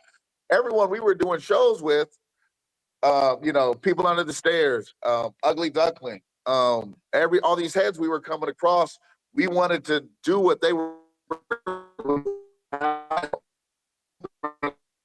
Oh, but yeah, 2010 first release, and I think honestly, that and it already have 5 and shit like that. But here's what my head went with. The minute I released the first, your signal's starting to I was break like, up a little shit. bit, bro. What about now? Oh, Can you hear yeah, me now? yep. Yeah, the video had just kind So, of dropped so out for a hot sec. the thing about me is once we released the very first vinyl record, I told myself everything I ever do will be vinyl thereafter. So now I'm probably on at least 8 pieces of vinyl. Those would be Maxilla Blue Volume 2, Maxilla Blue Volume 3, my initial solo album, Closed Doors to an Open Mind, produced by Maker. The follow-up, Open Letters to a Closed Fist, produced by Big Vern. The Main Dudes album. And then I'm on a couple of pieces of vinyl with like Henri Osborne from Gray Skull on his duo album. He's got me, Homeboy Sandman, Aesop Rock, Swanberger, a few Damn. other heads. Um, there's a couple of pieces of vinyl with Ancient Astronauts I've worked with. There's an album, Themes from Tomorrowland. So I'm on there. Far Side, if everybody remembers Far Side, they're on there. There's a couple of other heads that are on there. There are features that I'm on as well. But what it started ended up being a situation for me, man, if I was going to put out a project, I'd be like, man, I want it to be on vinyl. And sometimes a producer would hit me up and, once it started to kind of crack into that realm of where people know when they hit you up, it's probably right to be paying you type of shit. Where a lot of instances, if I like your music and we already connected together, the bread ain't even got to be a thing that we're really getting into, right? But if I never ever heard of you and maybe I'm feeling like I may be doing somebody a service and all that sort of action, I still gotta fuck with your music because I had a heartbreak incident that I'll tell you about here in a second. But what I would do a lot of times is like, look, dude, I'm less worried about the bread if you're gonna put this out on vinyl. Is that a possibility? So there would be people who would be coming out with projects, dog, and they hadn't even thought about budgeting for vinyl and shit. I'm like, look, I'll do the track. You don't gotta worry about the 500. Let's just do fucking 50 copies of vinyl and send me 10 type of thing, or send me 5. But even then, I've been big on that whole thing of, man, like if you rocking with somebody, there's nothing wrong with not making it about bread and numbers. But if you are rocking with, and there's nothing wrong with getting your money too. But I'll tell you, dude, back in '04, I had my heart broke. Because in '04, and this is kind of what fed into the mentality that turned me into a villain. This is part of my villain arc, Steve.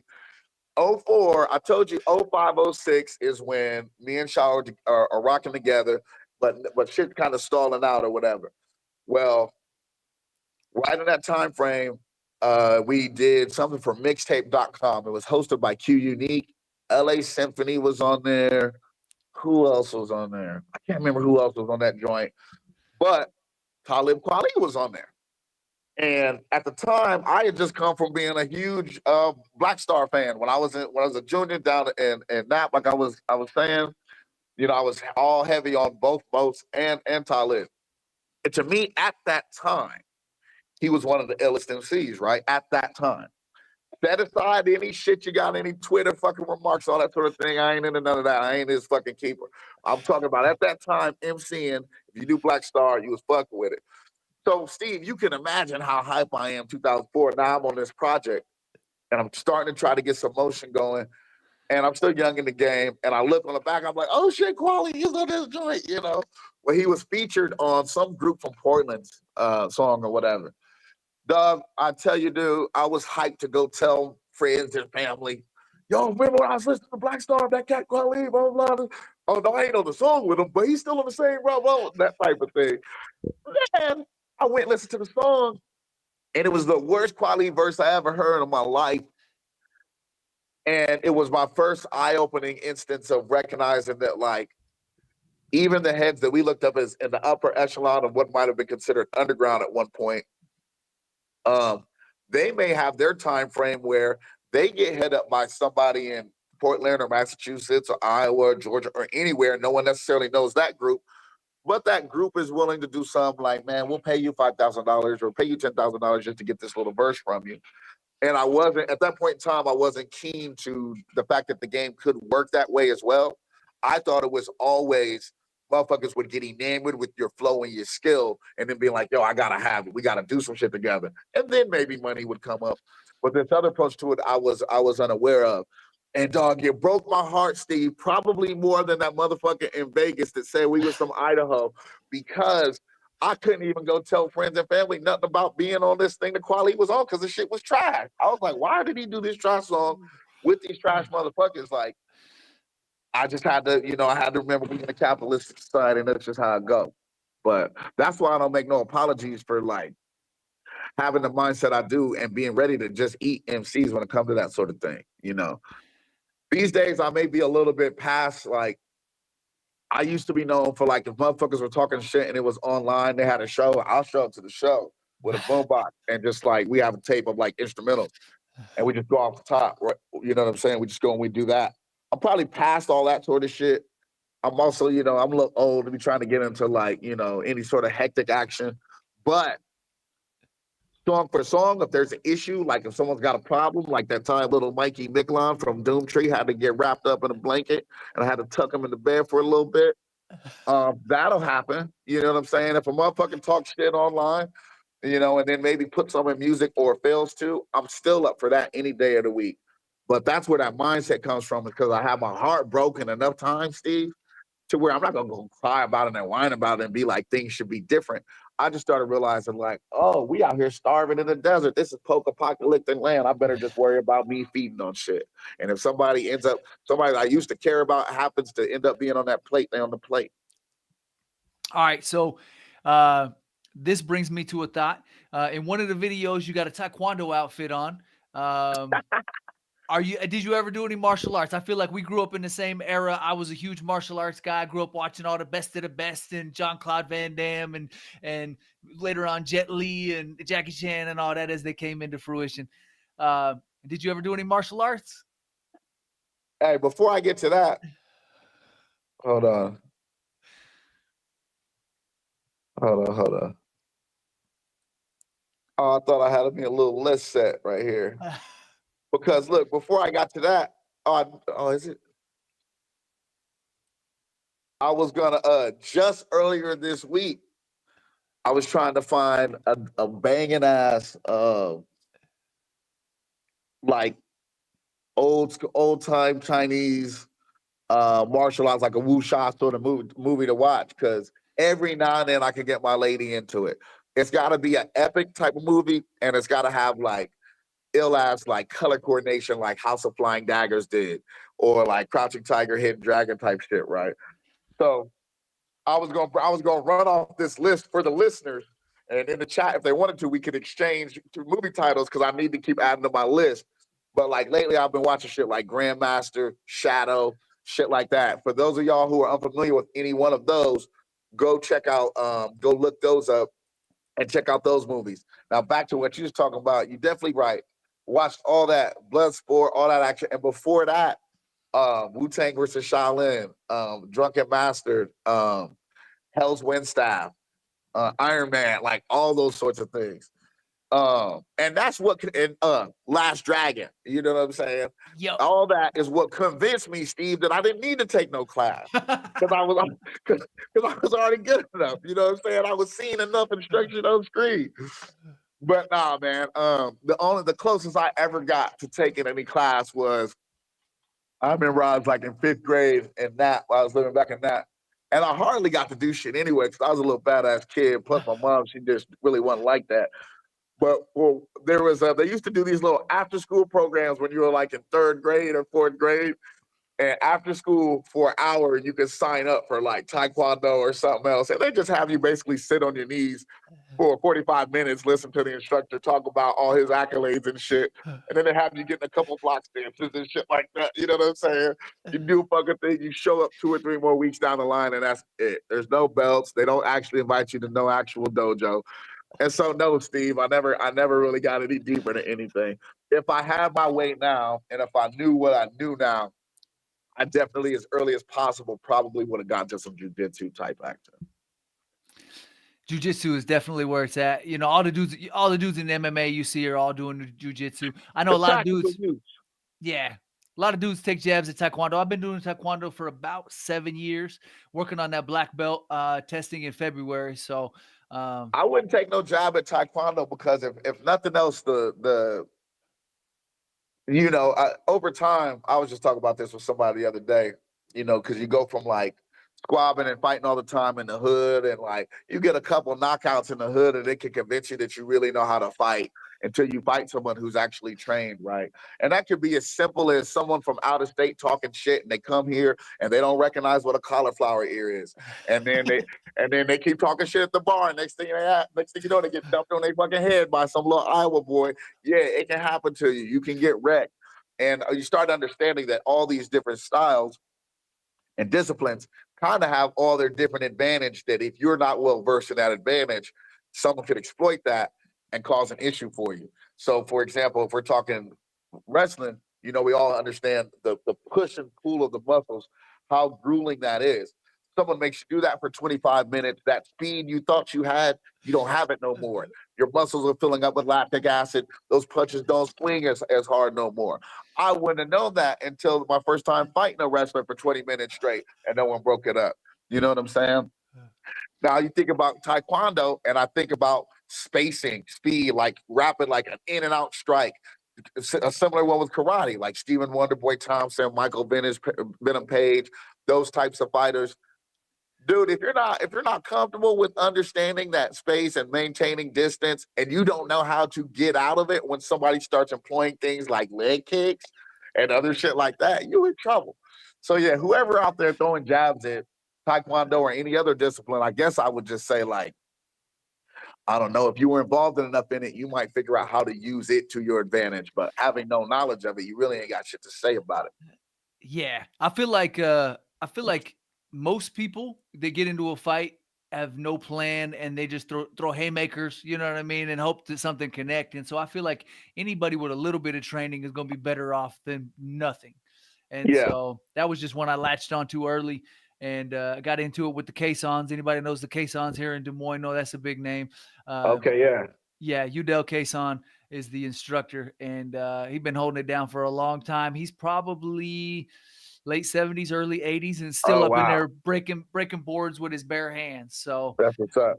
yeah, yeah, he's an athlete from Des Moines. That you know what I mean. Just went in Who there you to Go ahead, go ahead. You he got went me. in he went in there to fill in and hold it down for a couple weeks, and been doing taekwondo for like 45 years down there now. So Who you fucking with in MMA right now? If we could digress for a minute.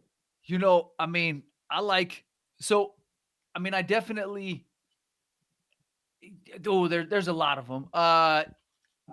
You put me on the spot with this one.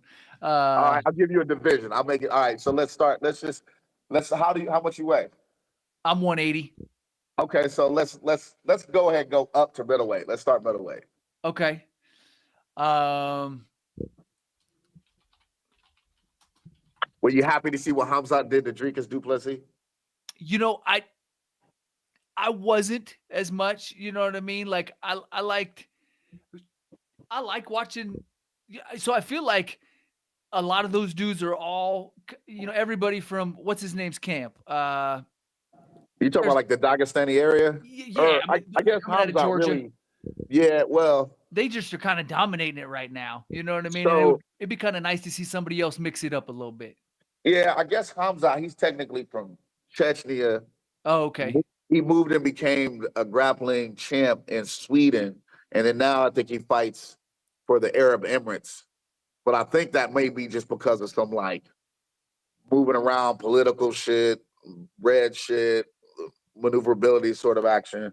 But I know what you mean. I think, are you talking more so about like the Habibs, the Makachevs, Well, the just like Dagestani? I can't think of old boy's name that runs the camp. Talking about which AKA? Talking about No, Javier Mendez? no, he runs with Kamzat, Chimaev, and all them dudes. I feel like, anyways. Where I are think we? I think he trains with what is it, Armin Sarukian? Okay. And Oh, maybe because you mentioned Georgian. I know Marab Dwalishvili is Georgian. yep, yep. And I think Islam Makayev. Yeah, he's Dagestani. Okay, yeah. And I feel like a lot of them dudes all come from the same camp. The Caucasus regions. They come at least from the same, like, a similar region of the world. Yeah, and they had all been dominating for a long time. I mean, I definitely like Izzy. I Okay. wasn't, I wasn't as impressed with his last fight. You know what I mean? He had some time off. But I mean, he's definitely one of the dudes that's been doing it for a long time. He's super impressive. Uh, you know What what I mean? what would your critique be, having seen his last couple fights? You, I just would have liked to. He didn't look like he was as aggressive as he could have been. You know what I mean? Maybe, and I'd have to have the fight in front of me, but I would have liked to see him get in there a little more and not be as much on the defense as much. Yeah. You know what I think we noticed from that very first Pereira fight, where Pereira came over and got him, is like, because Izzy was really winning that fight all the way to the end. But if you notice, his that fight and pretty much any one of the subsequent fights, he kept doing this thing where his movement, it's like he cut down on lateral movement, and it kept being straight backwards and forwards. And he would do that thing where he just bends at the waist like this, like that matrix bend, Yeah, to try to get away from punches. Well, that might work until someone uses their footwork to now boom, boom, close the distance, be right here. And then that was the hook that was catching him. And you saw it catch him that time with Strickland, with another one. It was always this, like, I'm kind of gonna stand in the pocket, but then try to lean.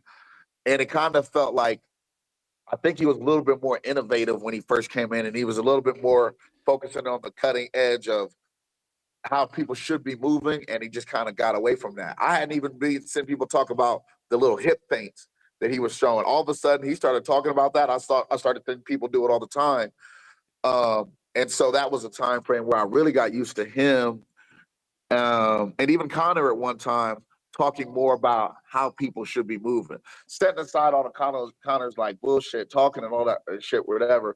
Remember back when all the build up to him and Aldo's fight was coming up, and he said, "These featherweights, they can't take my punches. These featherweights are stuck in the mud." And he talked about them being stuck in the mud, but then he said, "All you guys do is move forwards and backwards, and side to side. There's no angles. There's no smooth. There's no cutting this off or whatever." And honestly, when at that time, and for a couple more fights of his, and then more with other people, I started noticing that people who were just on a straight linear line were making themselves vulnerable to some shit where people were cutting angles off and all that sort of action. Speaking of angles, was you a Dominic Cruz fan? I didn't tap in on him a whole bunch. Okay, okay. Well, What do I you? don't want to derail this thing too much.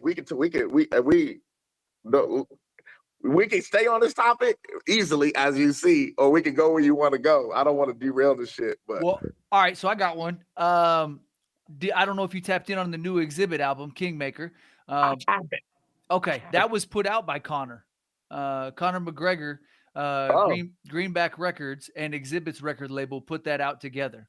oh, this is an interesting segue. Yes. See, that is okay. So if nothing else, what I can say is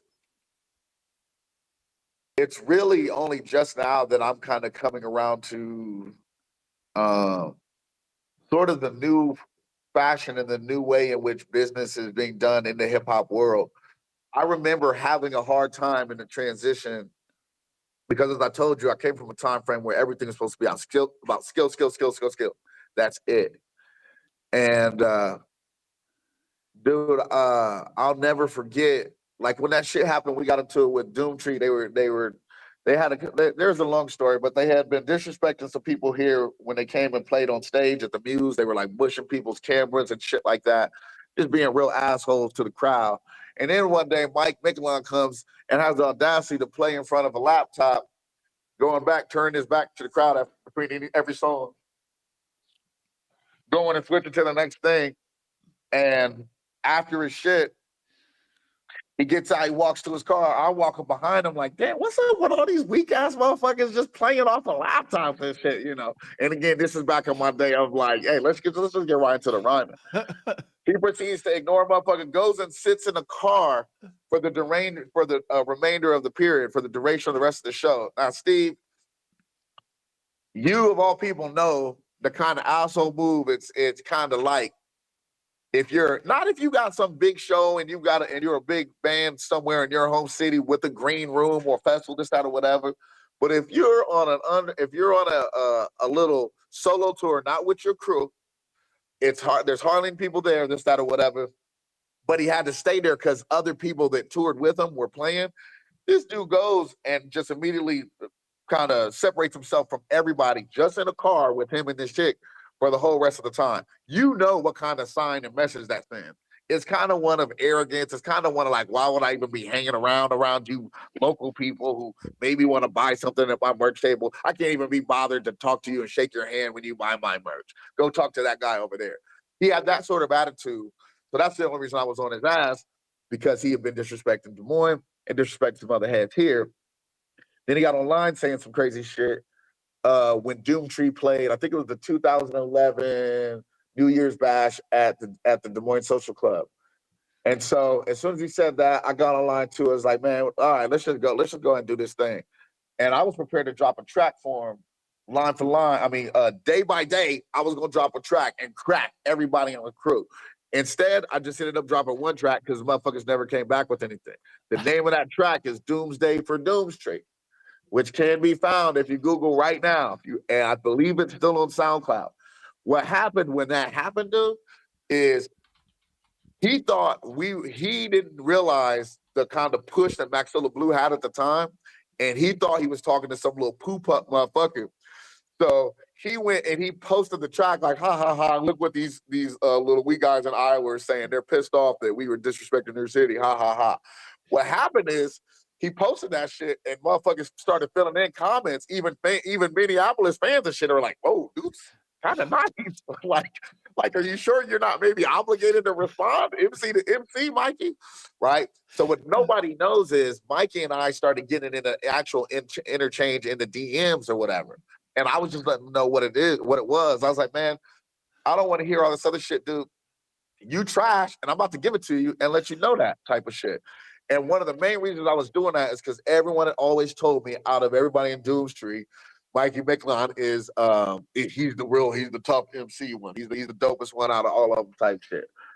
And at that time, people had been comparing Maxilla Blue to something akin to Doomstree.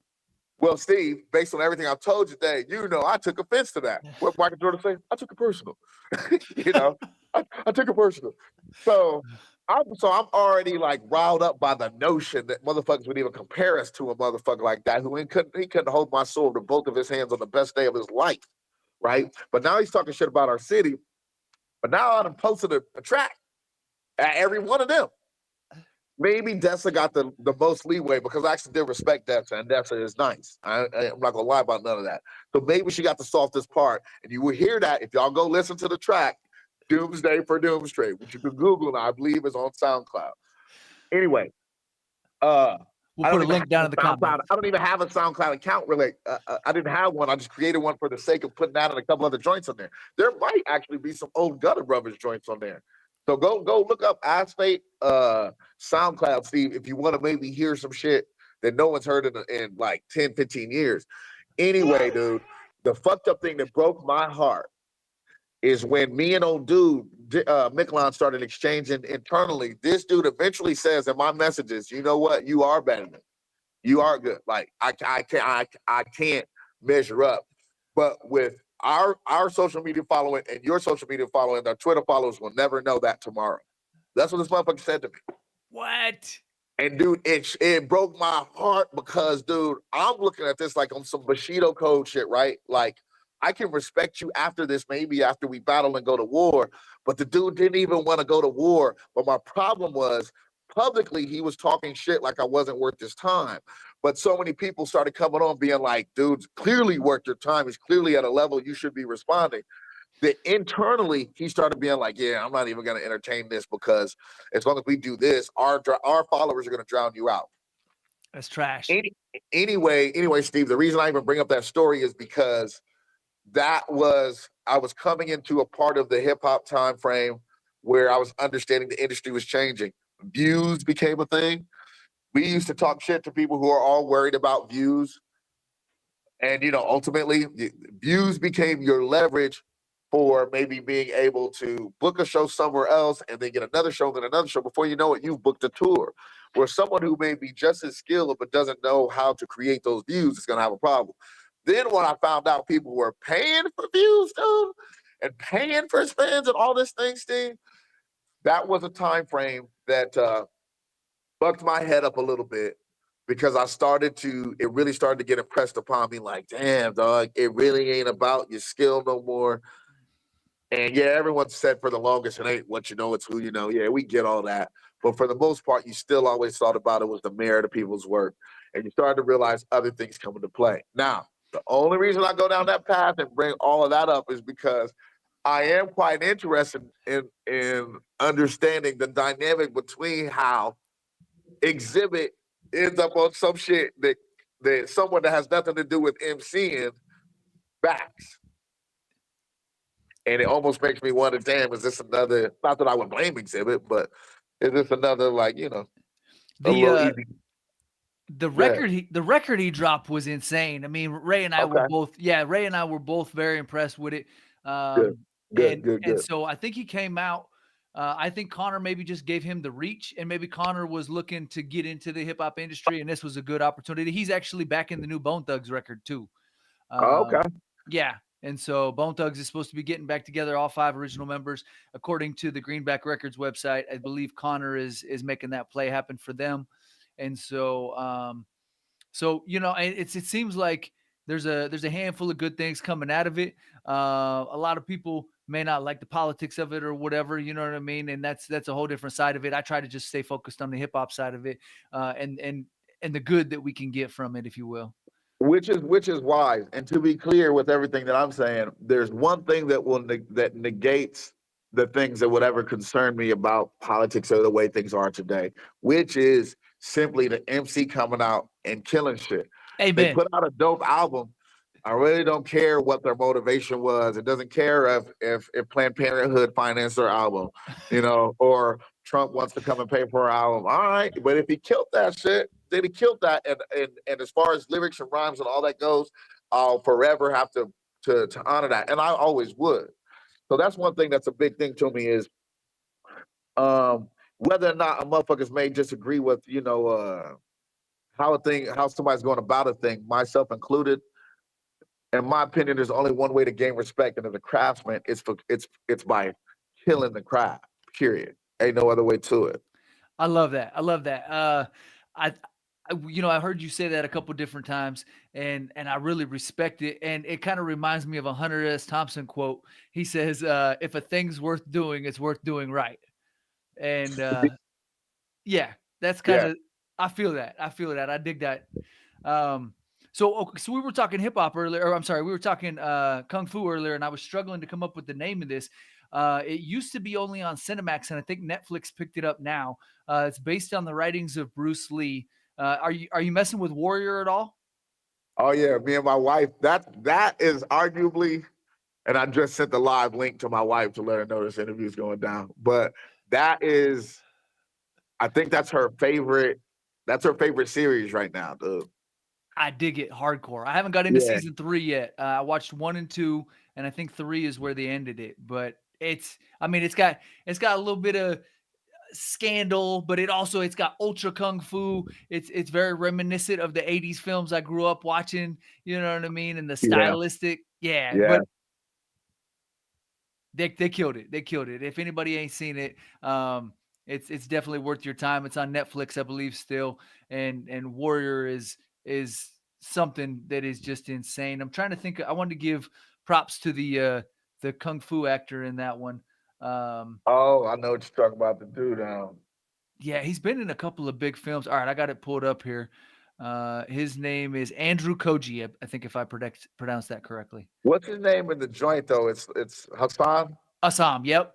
Hassan. Yep. Um, the other dope thing about that is just from a cultural standpoint, people getting a chance to be educated if they're not already aware and understand like the dynamic that, you know, Asian Americans and in particular Chinese Americans were dealing with post railroads getting beat and even prior to the railroads getting built, all that time frame, the opium wars and shit that took place and everything, you know, before they kind of came over here, got put in marginalized in certain areas. And then you've got other American motherfuckers in these towns that are really just coming together and becoming full towns, and them getting pissed off because Chinamen end up in their area. And it's like, damn, where the fuck you want them to go? You Right. got them over. You know what I'm saying? Yeah, no, Uh, it showed a whole side of that I didn't know anything about, and so that was interesting to go down that path too, and get to see like these underground fights that they were hosting, and just the whole politics side of it. You know, the Asian dudes were supposed to stay on their side, and the rest of the folks stayed on their side, and it was a whole different weird divide that they had going on back then. That I wasn't really. I mean, I had heard of, you know what I mean? But obviously I wasn't ultra hip to all that. And so to get to see it portrayed on in a cinema was cool, you know what I mean? And then they do a very good job of it too. Man, I almost posted the other day. On my algorithm, and within my algorithm, I somehow came across this joint, and it was like all kung fu heroes then and now. So it would show like their picture from whatever their classic movie was, and then show them now at 60 years old, 70 years old, 80 years old, all that sort of thing. What happened to Jet Li, man? I never read up on that. You seen Jet? You seen him, right? Yeah. I mean, I was a big fan of the stuff he did with DMX and all that back in the day. And But have you seen him? Like his physical oh, condition now? no, let me pull it up. Dude, I think something happened to him, or he Like he went got it, through something. like he got an illness or something. I guess, man. I don't know. All I know is if you look at Oh people yeah. who, it's bad. It's like he definitely went through something. I never looked into what it is. I think I maybe always just been caught up with something else at the time, but I never got a chance to look into it. Anyway, I'm seeing some of my favorite heads: Gordon Liu, the cat that used to play Pai Mei, and all these other sort of heads.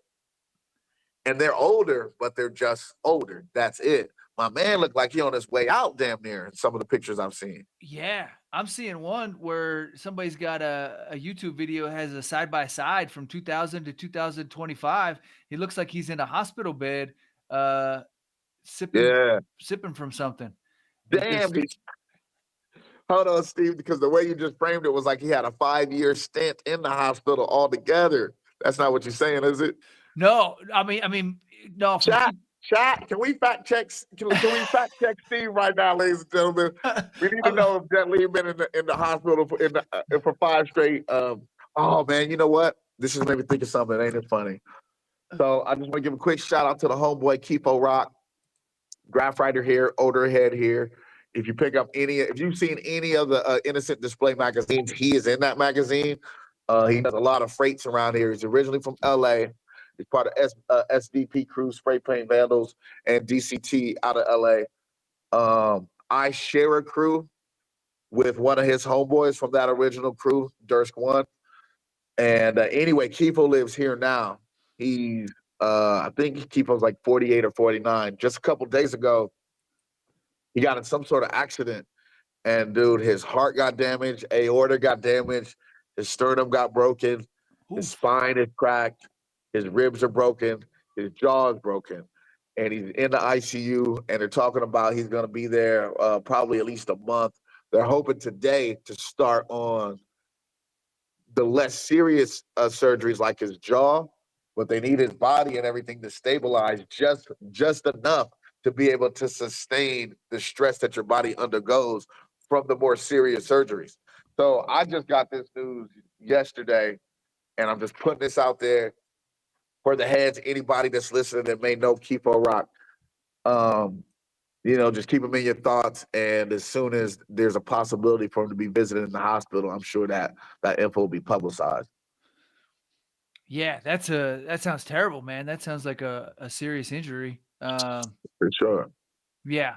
Yeah, that's our you know what I mean, definitely thoughts and prayers to him and his family, and hopefully they're able to get him stabilized and whatnot. That's a you know, there's been a lot of weird my buddy that cuts down at Blades, who does my son's hair, Uh, was in a wild he's doing much better now, but he was in a wild I don't know if you know Travi, he was in a wild accident a while back on a mm, motorcycle. There have been a lot of mm, big accidents for big for people in the community, you know what I mean? And it's just damn. yeah, it's tough to hear. It's tough to hear without a doubt. Um yeah, man, I definitely grew up watching Jet Li. It's sad to see what's going on with him. I you put me up on this because I wasn't really up on it. But it looks like he's got some kind of illness or whatever that's definitely attacking him. Um, you would think somebody as fit as he was, you know what I mean, and That's what had I'm put saying. yeah, you know what I mean. It's weird to see this kind of a breakdown of somebody, unless it's maybe cancer or something. Uh, I know. I was gonna go fucking sign up for martial arts tomorrow, but shit. you know, If I'm gonna get as fit as that man and still have trouble, I might as well sit my ass down, man. right? Not to make light of that situation, but golly, That's all you can do. you straight up, man. Uh, yeah, I you know, I mean, I think some of the best recent kung fu flicks that I dabbled in were like the Ip Man series, Okay. the John Wick stuff. You know what I mean? Donnie Yen is definitely a killer on screen with the Ip Man series. What are you messing with All right. for So like I said, shadow, just the word shadow. I know there's another one out there called the Shadow Strays, and I am about to look into that, but I haven't just yet. Shadow, number one, y'all go and look up the.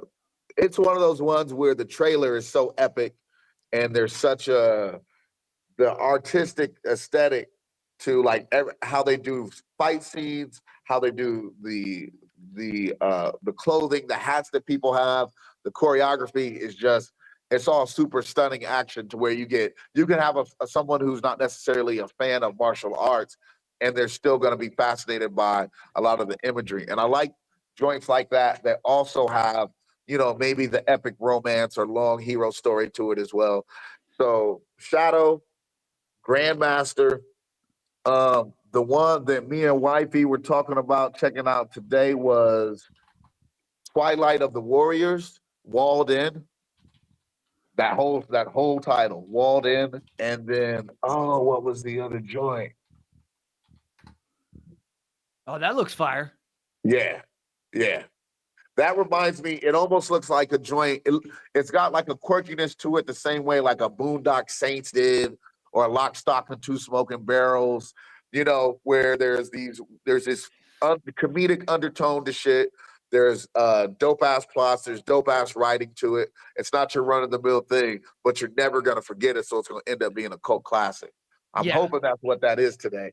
There's that. Oh, and I still haven't seen me and the lady last night. I know I got a late pass on this, folks, but 47 Ronin. I still haven't seen Oh, that. that's the Keanu Reeves joint, right? It is the Keanu Reeves. Now here's the thing: you I'm a just big brought up John Wick. Now you gonna make me ask the question of Keanu. Almost Keanu, I gotta fuck with just because he seems to be, by all accounts, a cool dude in and outside of theater. And I could put aside the surfer talking, surfer accent, and all that sort of shit, and the whispering. But what should I do if he attacks from the front and we only prepared for the back? I could put aside all that because of the work that he's put in over the years. But generally speaking, how do you feel about martial arts joints where the leading protagonist doesn't appear to necessarily be directly from that culture? And in other words, maybe appear to be like the white dude like Tom Cruise in The Last Samurai. okay. Well, so I think Keanu Reeves actually took martial arts, and so I I give think him you're right. yeah, I give him props for that. I mean, even during the Matrix and stuff, I think he was doing hella martial arts. I think that's when it started. Yep. And Yeah. so I'd give him props for that. I'd say he's not jacking somebody else's culture and trying to, Yeah. yeah, you know what I mean? I think Well, all he's right. a So fan of let it. me clarify my thing though, and I don't mean to cut you off, but let me clarify this because I agree with you. I'm not even coming necessarily from a cultural appropriation situation, and clearly we all know there are heads of all cultures, black, white, whoever, that have gone and studied and went on to become great staple, like, individuals or practitioners of a particular practice, whatever. I'm simply asking, as a viewer, and maybe a thing starts, and the first four people you see, the Shogun appears to be Japanese. This person appears to be whatever. Whatever matches whatever the natural motif is of the show. And then all of a sudden, somebody got one of them little hats like Big Trouble in Little China, and you know this is the baddest motherfucker in the alley. And then that motherfucker looks up, and it's like, awesome? You awesome? You know what I'm saying? Would, would, would you say would you say those joints have to grow on you? Are you automatically open to you right from the gate? Are there ever some instances where you're like, okay, let me see where this goes? Yeah. I mean, you got the actor got to sell it at that point. You know what I mean? Because There you're you go. looking at it going something's out of place. There you go. There you go. There you go. And you know what? That harkens back to what I was talking about with hip hop and shit earlier, to where it's like, I may not dig it. I may not even think of it as the way. There may have been names of heads early on in this conversation that I didn't throw out there. Heads may look at it this, that, or whatever. Um, Exhibit doing a joint on a Conor McGregor fucking label, this, that, or whatever. All that aside, if somebody does their job, then even what looked to be out of place, now there is no such thing, and perhaps there never was. So I'm always going to be in favor of that. Like, whether we get a thing, or I might want to make light of something or make a joke about it, or be like, man, does that even seem right? To me, it is incumbent upon the practitioner to rock out so hard that, like, we all gotta fuck with it. And to that credit, I think that's why we can fuck with all the Wick films. At this point, seeing Keanu do anything martial arts related, it's like, okay, cool. Like, He's the truth. you, you know, you know. Yeah. Now Ben Affleck come out, and next thing, and this motherfucker is like leading an army against the 10,000 immersion portals, Persian immortals. I'm gonna be like, all right, man, I'm gonna give it the 30-minute check. Me and my wife do. And in the first 30 minutes, we can't. This film is, if it ain't resonated with us yet, it's out of there. But we are gonna give you 30. Yeah, I'm kind of on the same page. I can't remember if it was an English teacher or who it was. Somebody in school forever ago said you gotta read like the first 5-10 pages. You know what I mean? For Give it sure. 5-10 pages of a book before you make. You can't just look at the cover and go, nah, I ain't messing with it. You know what I mean? Oh, for sure. Yeah. Sometimes the thumbnail got to sell it before you click on it, but you know what I mean? Give it the See, See, that's the thing that you saying that is a reality, and that's the type of thing that I was struggling with. If we're talking about again the upcoming of hip hop, that's why there's a lot of heads right now in this city who maybe even can hear this thing and be like, I don't know who the fuck this is you're talking to, Steve. Like, who the fuck is this fake dude? Is because admittedly, there's a whole period of time where we didn't invest really any much time into the fanfare and talking about our work because we were doing the work. And we thought that was enough. We thought just being dope and putting in the work and being able to say, yeah, I'm on 8 vinyl joints, I'll do this, I'm ready to do that, boom. I get out, I do the shows, we show up on time. We thought all that was enough. And when you see it, you see it. When you hear the legend, whether you believe it or not, that's on you. Handyman's still gonna show up if you say his fucking name 3 times in that bathroom, right? That's how I started to feel. And when people would be like, well, no, you got to sell the image. You got to do this. You got to be in people's inbox. You got to get the thumbnail has to be perfect so it draws them in. I used to be in the mindset to be like, man, make the thumbnail the hardest thing for them to understand so they can, maybe they live beneath the cover. And if they don't want to live beneath the cover, then fuck them. That's how I used to think, man. But yeah, for anybody coming up right now, I think it's quite clear, and you probably already know better than me, especially if you're from the younger generations, that you do have to approach things differently. And to your point, yeah, the thumbnail has to be inviting. We use the term clickbait for something like it's a negative thing, but essentially clickbait is a constructive form of manipulating the audience as well. things that you do want to watch can be clickbait and bait you in to watch something that you actually still do enjoy. So I've been in the restaurant industry for ever since I can walk, you know what I mean? And they say the first bite is taken with the eyes, you know what I mean? And it's the same thing, you know what I mean? You yeah, gotta be sold when that joint hits your table, because if you look at it and you already got a negative outlook of what just hit your table, then you're already going to be kind of turning your nose up to it or whatever. And even more so with a record, because at the point of ordering something and it hits your table, you've already essentially committed to it. But you could walk away from a movie or a sound title anytime. You know what I mean? You just clicking on your phone or whatever. You haven't made any commitment at all. dude, it's funny you say that because I was reading something the other day about it that was separating. It was also talking about the difference in the eras as well in terms of how much music resonated with us. So remember, there was a time frame where you'd be waiting for an album to come out if you had awareness of it. You know, before certain magazines and shit, we didn't necessarily have an idea when our favorite artist was gonna come out with something. You just be in a mall and you see a Sam Goody or a Camelot or whatever your CD store was, wherever you were at, and you'd be like, "Oh shit, there's a Wu-Tang Killer Bees. What is this? Who's on the back? Damn, oh damn, Black Holocaust, Black Knight." And then you didn't even know if thing was going down, but if Method Man was on one of them joints, you was getting. But Facts. it didn't matter, right? Right? You maybe that wasn't your cup of tea, what I just mentioned, but for all remember that time frame where you had your artist, where if that motherfucker's name was on any one of those tracks, you'd be like, man, let me go ahead and give this soundtrack a chance. I'm gonna go ahead and check this out. And that's how it used to be. We would take risks on music. Another thing is, cats would come out with a record and shit, and they'd have to push the accessibility to you. They'd have to get that CD to your ears. They'd have to get that record to a DJ. Like the shit I was talking about earlier, where rep episode was a an industry DJ receiving records from labels. That was an effort that the artist had to make. And the shift, Steve, as we're all well aware of, who's listening to the podcast right now, is now it became a situation where a person can sit in their armchair and just reach their arm out in the laziest of manners and grab the material.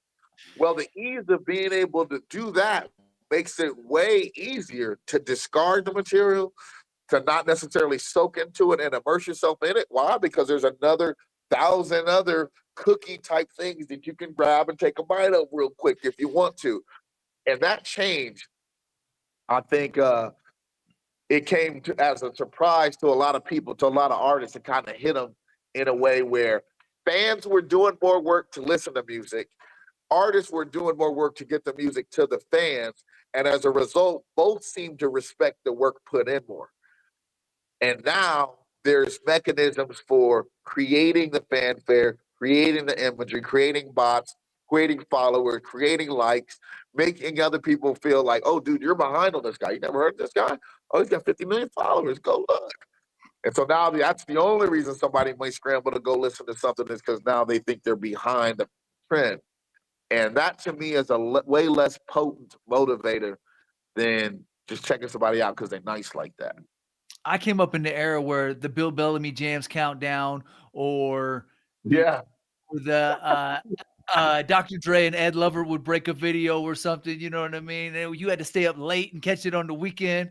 And it was like, that was your, either that Rap Pages or the Source magazine were the ones that were breaking new records. And that was how, and then you would be that Friday. Records came out on Friday. It had to get you Yep. $15, be at Radio Shack or wherever you was going to copy your music. And they might only had a couple albums, and you had to get up in there early there, but there'd be a line to try and cop some shit. And did that shift to a Tuesday at some point too? Wasn't there a time point where all of a sudden it was Tuesdays was when records were released or something like Yep, that? I think Hey, it all right, did. so let me ask you this. You talk about countdown shows. We all remember a point in time where there was countdown shows, whether it was the basement, Bill Bellamy, whether even sometimes you might fuck around and catch some rap on Video Soul and shit back there, if you remember all that. But name the song or two songs that got in your way. And what I mean by that is they would show up on the countdown every time, but you were kind of like, damn, dude, this is cool. I want the artist to get their money, but fuck, I did not want to have to listen to Wish I Was a Little Bit Taller another time while I'm waiting on the AP Aliens to play again. Yes. So Ace of Base somehow always ended up in the mix as things got. Yeah, I Saw the Sign was always in the way. Oh, I mean, it was cool, whatever. And that wasn't necessarily on the Bill Bellamy Jams countdown, but that was like a hot song that MTV was yeah, pushing. And that yeah, anytime you was trying to catch the new Dr. Dre, the Chronic video with Snoop, you know what I mean, Snoop and Dre. I yeah, feel like I heard Ace of Base 30 times before I could catch. And you always had back in the day, I had the VCR on. You hit record yeah, and then you'd hit pause and yeah, try and catch it. That way you didn't miss any of the video. yeah, You know, yeah, yeah. And your favorite shit, you starting to get pissed off because, especially if you had to go do something and somebody else was supposed to record something for you, and you come back to that bitch and you press play. And it's all, and you miss just a little bit of the intro. You'd be like, God damn, that's why the fuck I don't have you do shit for me. I'm 11 years old saying this in the back of my mind, right? But I'm like, God damn, I gotta go record it again. And so recording it again, folks, man, you had to sit at home and wait the hour or 2 hours out and hope that bitch was still on the countdown and that it was gonna play for you, whatever song that may have been. yeah. Huh. Yeah, there was. I mean, that was a golden era for me. You know what I mean? Because you had to pay your dues to be able to catch the new video break in or whatever. TRL wasn't even around. TRL would bring the artist in, and you could time that a little bit. You know what I mean? Yeah. This was the early days, and there'd be Bill Bellamy to break 20, 30 videos in his little hour long countdown. You know what I mean? And that was back when I mean that was the golden age of hip hop for me. Damn, dog. You got me thinking this is it's crazy. Um, How did MTV let go of that stronghold of videos? I think, And BET. They were both owned by Viacom, but they had the market cornered. yeah. I mean, granted, YouTube at on-demand So videos wins, but so obviously I'm just speculating, but I feel like, man, because when they did TRL, when TRL came out, I wasn't really fond of that just because it wasn't necessarily the majority of that music wasn't what I was listening for. To be honest with you, there came a point in the mid '90s I could listen to Rap City, and most of those countdowns that were on BET. But then after a while, even that sometimes kind of got in my way and most of ours way because we started listening to shit that wasn't gonna never make it there, like or that you'd have to hear it in some other form, like late night, like you said. So Mystical wasn't necessarily gonna be on that initial top 10. Devin the Dude wasn't necessarily gonna be on that initial top 10 or whatever. Um, there just be certain joints where I don't know. You had to kind of go dig it if you wanted to find what you wanted to find. Like Woo, I might there might be a Woo joint on there. There might be one or two Killer Army joints on there. But if I want to hear Gravediggers, I had to go look. I had to go looking for that. Sons of Man, I had to go looking for that type of action. You know what I'm saying? Most Mob Deep, I had to go looking for that. Core Mega, you had to go looking for most of it type of thing. Um, so I think I think not too long after that, and especially when they started doing the TRL shit, it seemed like the commodity was changing. And it was no longer, here's this music y'all want to hear. But when you're just watching TRL, there's these big crowds, there's all these girls, it's summertime, or at least looks like it. They're screaming, there's sex appeal. And man, I feel like they started to sell the commodity of the hype of like you should be here or you should be listening to what we're listening to and also be here sort of thing. And immediately after that, dog, I felt like there was that transition into things like Real World, Road Rules, where all of a sudden what we people were really tuned into, and I ain't gonna lie to, I was fascinated with reality TV when it first came out in that format. Like just following someone around with the camera and seeing candid shit that people normally don't show up a motherfucker, to me is such a fascinating concept. And I think that got ushered in. And so because all that shit got ushered in, it got to a point, dude, where a lot of those countdown shows just started being the same countdown, same exact songs for like weeks on end. And it felt like there used to be a time frame where there was a little bit more people vying and fighting for positions. And any other day you may turn something on and hear something new that wasn't on there before. Well, that started to go away. Yep. So 3 or 4 fucking times out the day, TRL is on with the same shit. 3 They or 4 or 5 control times. the narrative. They control the Yeah, narrative. Yeah. yeah. And so next thing you know, MTV, music television, is barely fucking playing music on it. Yep. Yeah. So That was kind of, I think that's a good point. That was their demise. They shot themselves essentially, I think, with a lot of that.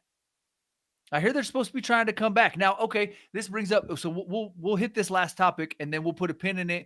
That way we leave folks thirsty for the next one. Because there's so many more I had some notes here. There were so many more things I want to talk to you about, but yeah, me too. we're gonna leave them hungry for the next one because this has been a lot Bet, of fun. bet. What do you think about? And I don't know that you even had a chance to digest it yet. I got a little bit of the new Mobb Deep album. What do you think of Infinite? Is it Infinite? Infinite or Infamous? I think it's Infinite. I haven't got to peep it just yet. Okay. Is it so? Hold on. So is because now these days I got to be skeptical of like why and how motherfuckers is doing a particular thing. Is it? Are these tracks that were already recorded? They're unreleased. Is Havoc going in here and taking shit that Prodigy, laid 15 years ago as an acapella, and now he's just randomly putting these to things? Or is this in any way any AI generated posthumous generation of the sound and the voice and all that sort of thing? Right. So I don't know the exact answer on that. I did get to dig in a little bit on it. So Mass Appeal, who Nas is affiliated with, there are some other backers and investors and things like that, but Nas is kind of the big front man as far as I know. Okay. He is the one that's kind of orchestrating this, and he's put out a lot of his projects on it. But they okay, so it says leading indie label co-founded by Nas with global reach and capabilities in helping brands navigate the music space. I was trying to find, there's a whole list of upcoming records that they are dropping, and it's a lot of, so it's Mobb Deep. I want to say it's I'm trying to make sure I don't speak out of pocket here. So Steve, it's, you weak as hell, man. I just realized I had to wipe snot from my nose. It's been there for like the last hour and 45 minutes, man. You could have said something, man. my bad. I didn't even see it, bro. Fuck, man. I got our screen scrunched up to about We're gonna have to make some changes between now and next episode. I see right now. Fair enough. So Nas and DJ Premier have a new album coming out. De La Soul has a new album coming out. Ghostface already dropped Supreme Clientele 2. Big L has a posthumous album coming out. And then there's the Mobb Deep album, and that's all. And I said Raekwon, and that's all coming out on Mass Appeal. And so some of those, yeah. I'd like to know how those are being concocted, and maybe between now and the next sit down, we look into that. You mentioned De La Soul is Dead is the very first tape I ever legally owned. That's dope. And I do mean that in those words. That was legally in my possession, and my uncle gave me that joint. I'll never forget that joint. Oodles and oodles of O's, you get them from your sister, you get them from your bro. That was my joint back in the day, dog. So I'd be interested in that too. I'm glad we had this call when you mentioned that, so I can go do some digging myself. Yeah. I mean, well, so I spelled out my name. Let me see if I can figure it out. In hip hop logos, I did the W from Woo.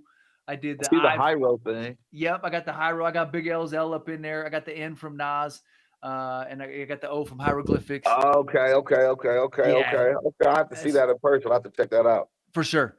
And we might even have to sit down on the next one and just do it together. I got a mobile setup. I'll come through. We just do it in studio together and vibe, or I'll bring you over to my spot, whatever. Yeah. But yeah, you know what I mean? Like it's dope to see those projects on the horizon, but I'm with you. Like, where did these things come from? Is there AI? You know what I mean? How did they conjure up these EPs and LPs? Yeah, because I'll be honest with you, there was a time frame where we all remember mixtapes start coming out, and depending on what region of the country you're from, mixtape can mean a different thing to you at a different point in time. So I am, for clarity, talking about things prior to, let's say, 05, 04, whatever. And so, you know, That was more like when an MC would just jack a beat that everybody knew and lay their yes, lyrics on it.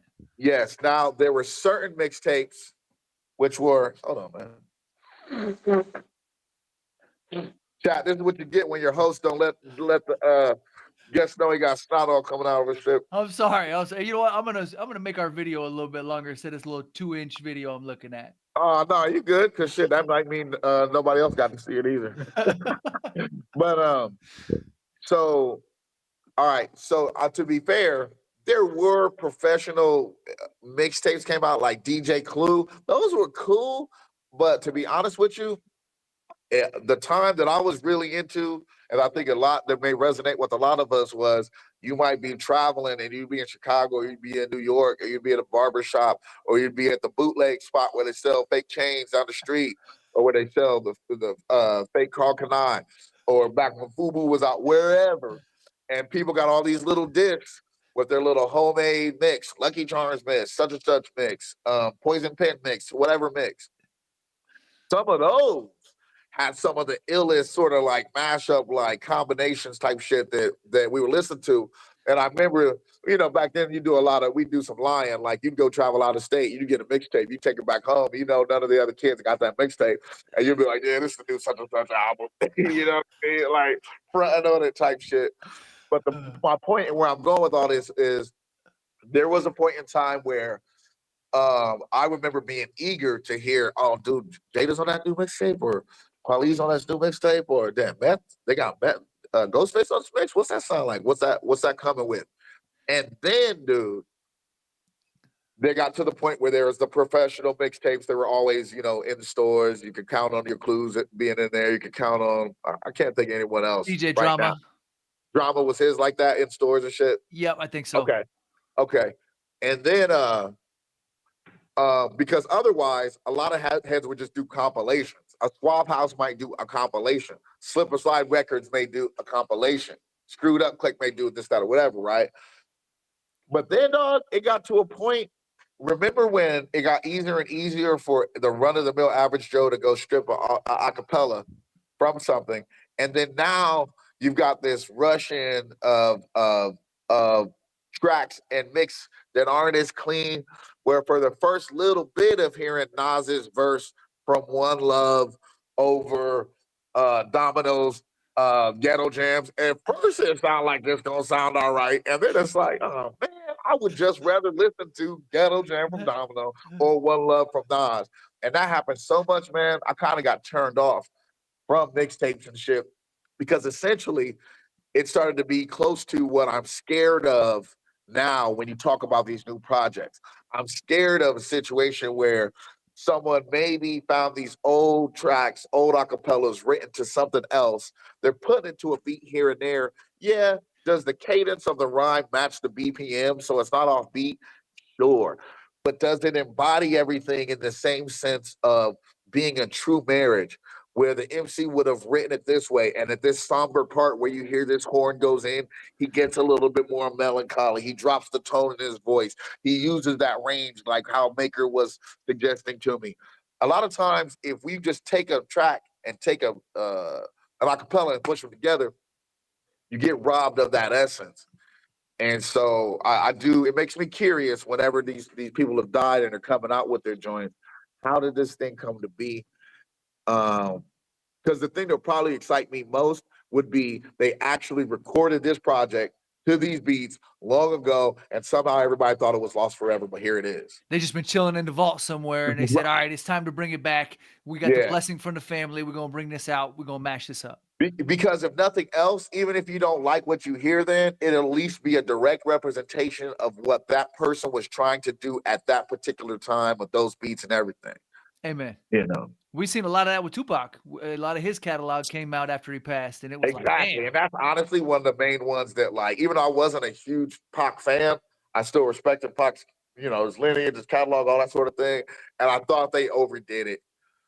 I thought they started to overdo things.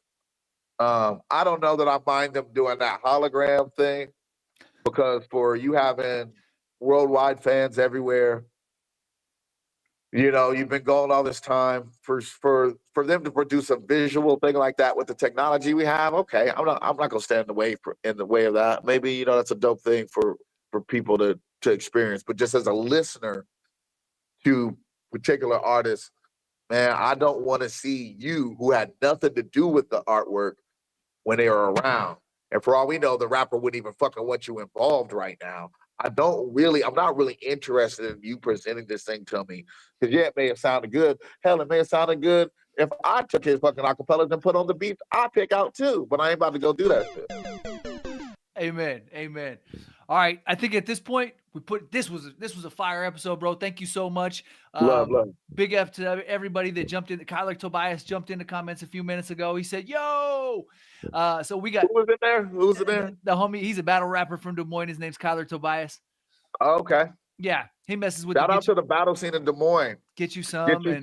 Shout out lot of heads, a lot of solid heads out there. It's a form of battle that it's not my cup of tea to involve myself in, but to watch, I'm definitely a fan. I had to grow to be a fan. I didn't know how to be at first. I was so true school. It had to be over beats, and it had to be off the top.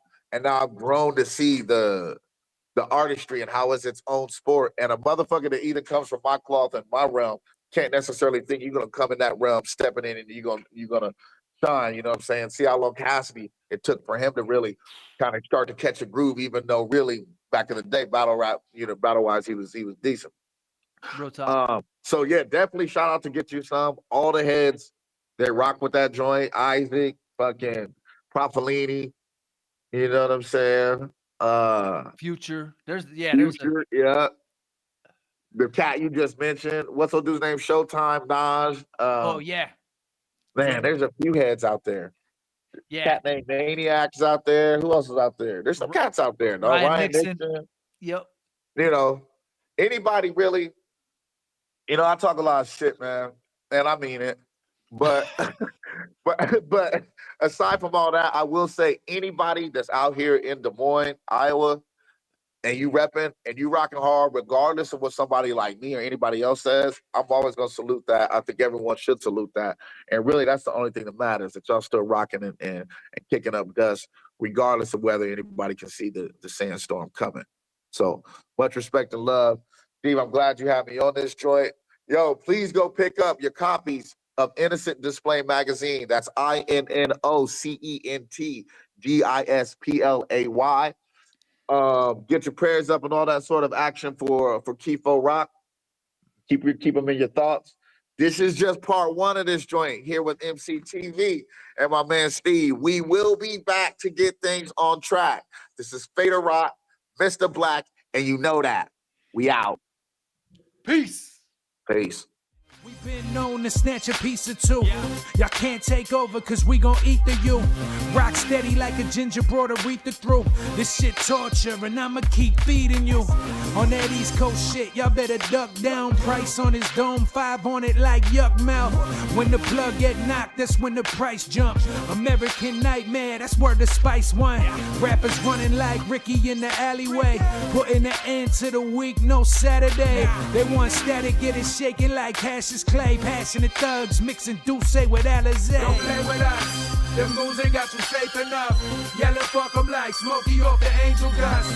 My life so real, sounds like I made it up. Been up so long, I don't remember waking up. Dangerous, softer than a razor's touch. We hit that script and get the caking up. God hate ugly, so ain't no saving us. Been up so long, I don't remember waking up. Big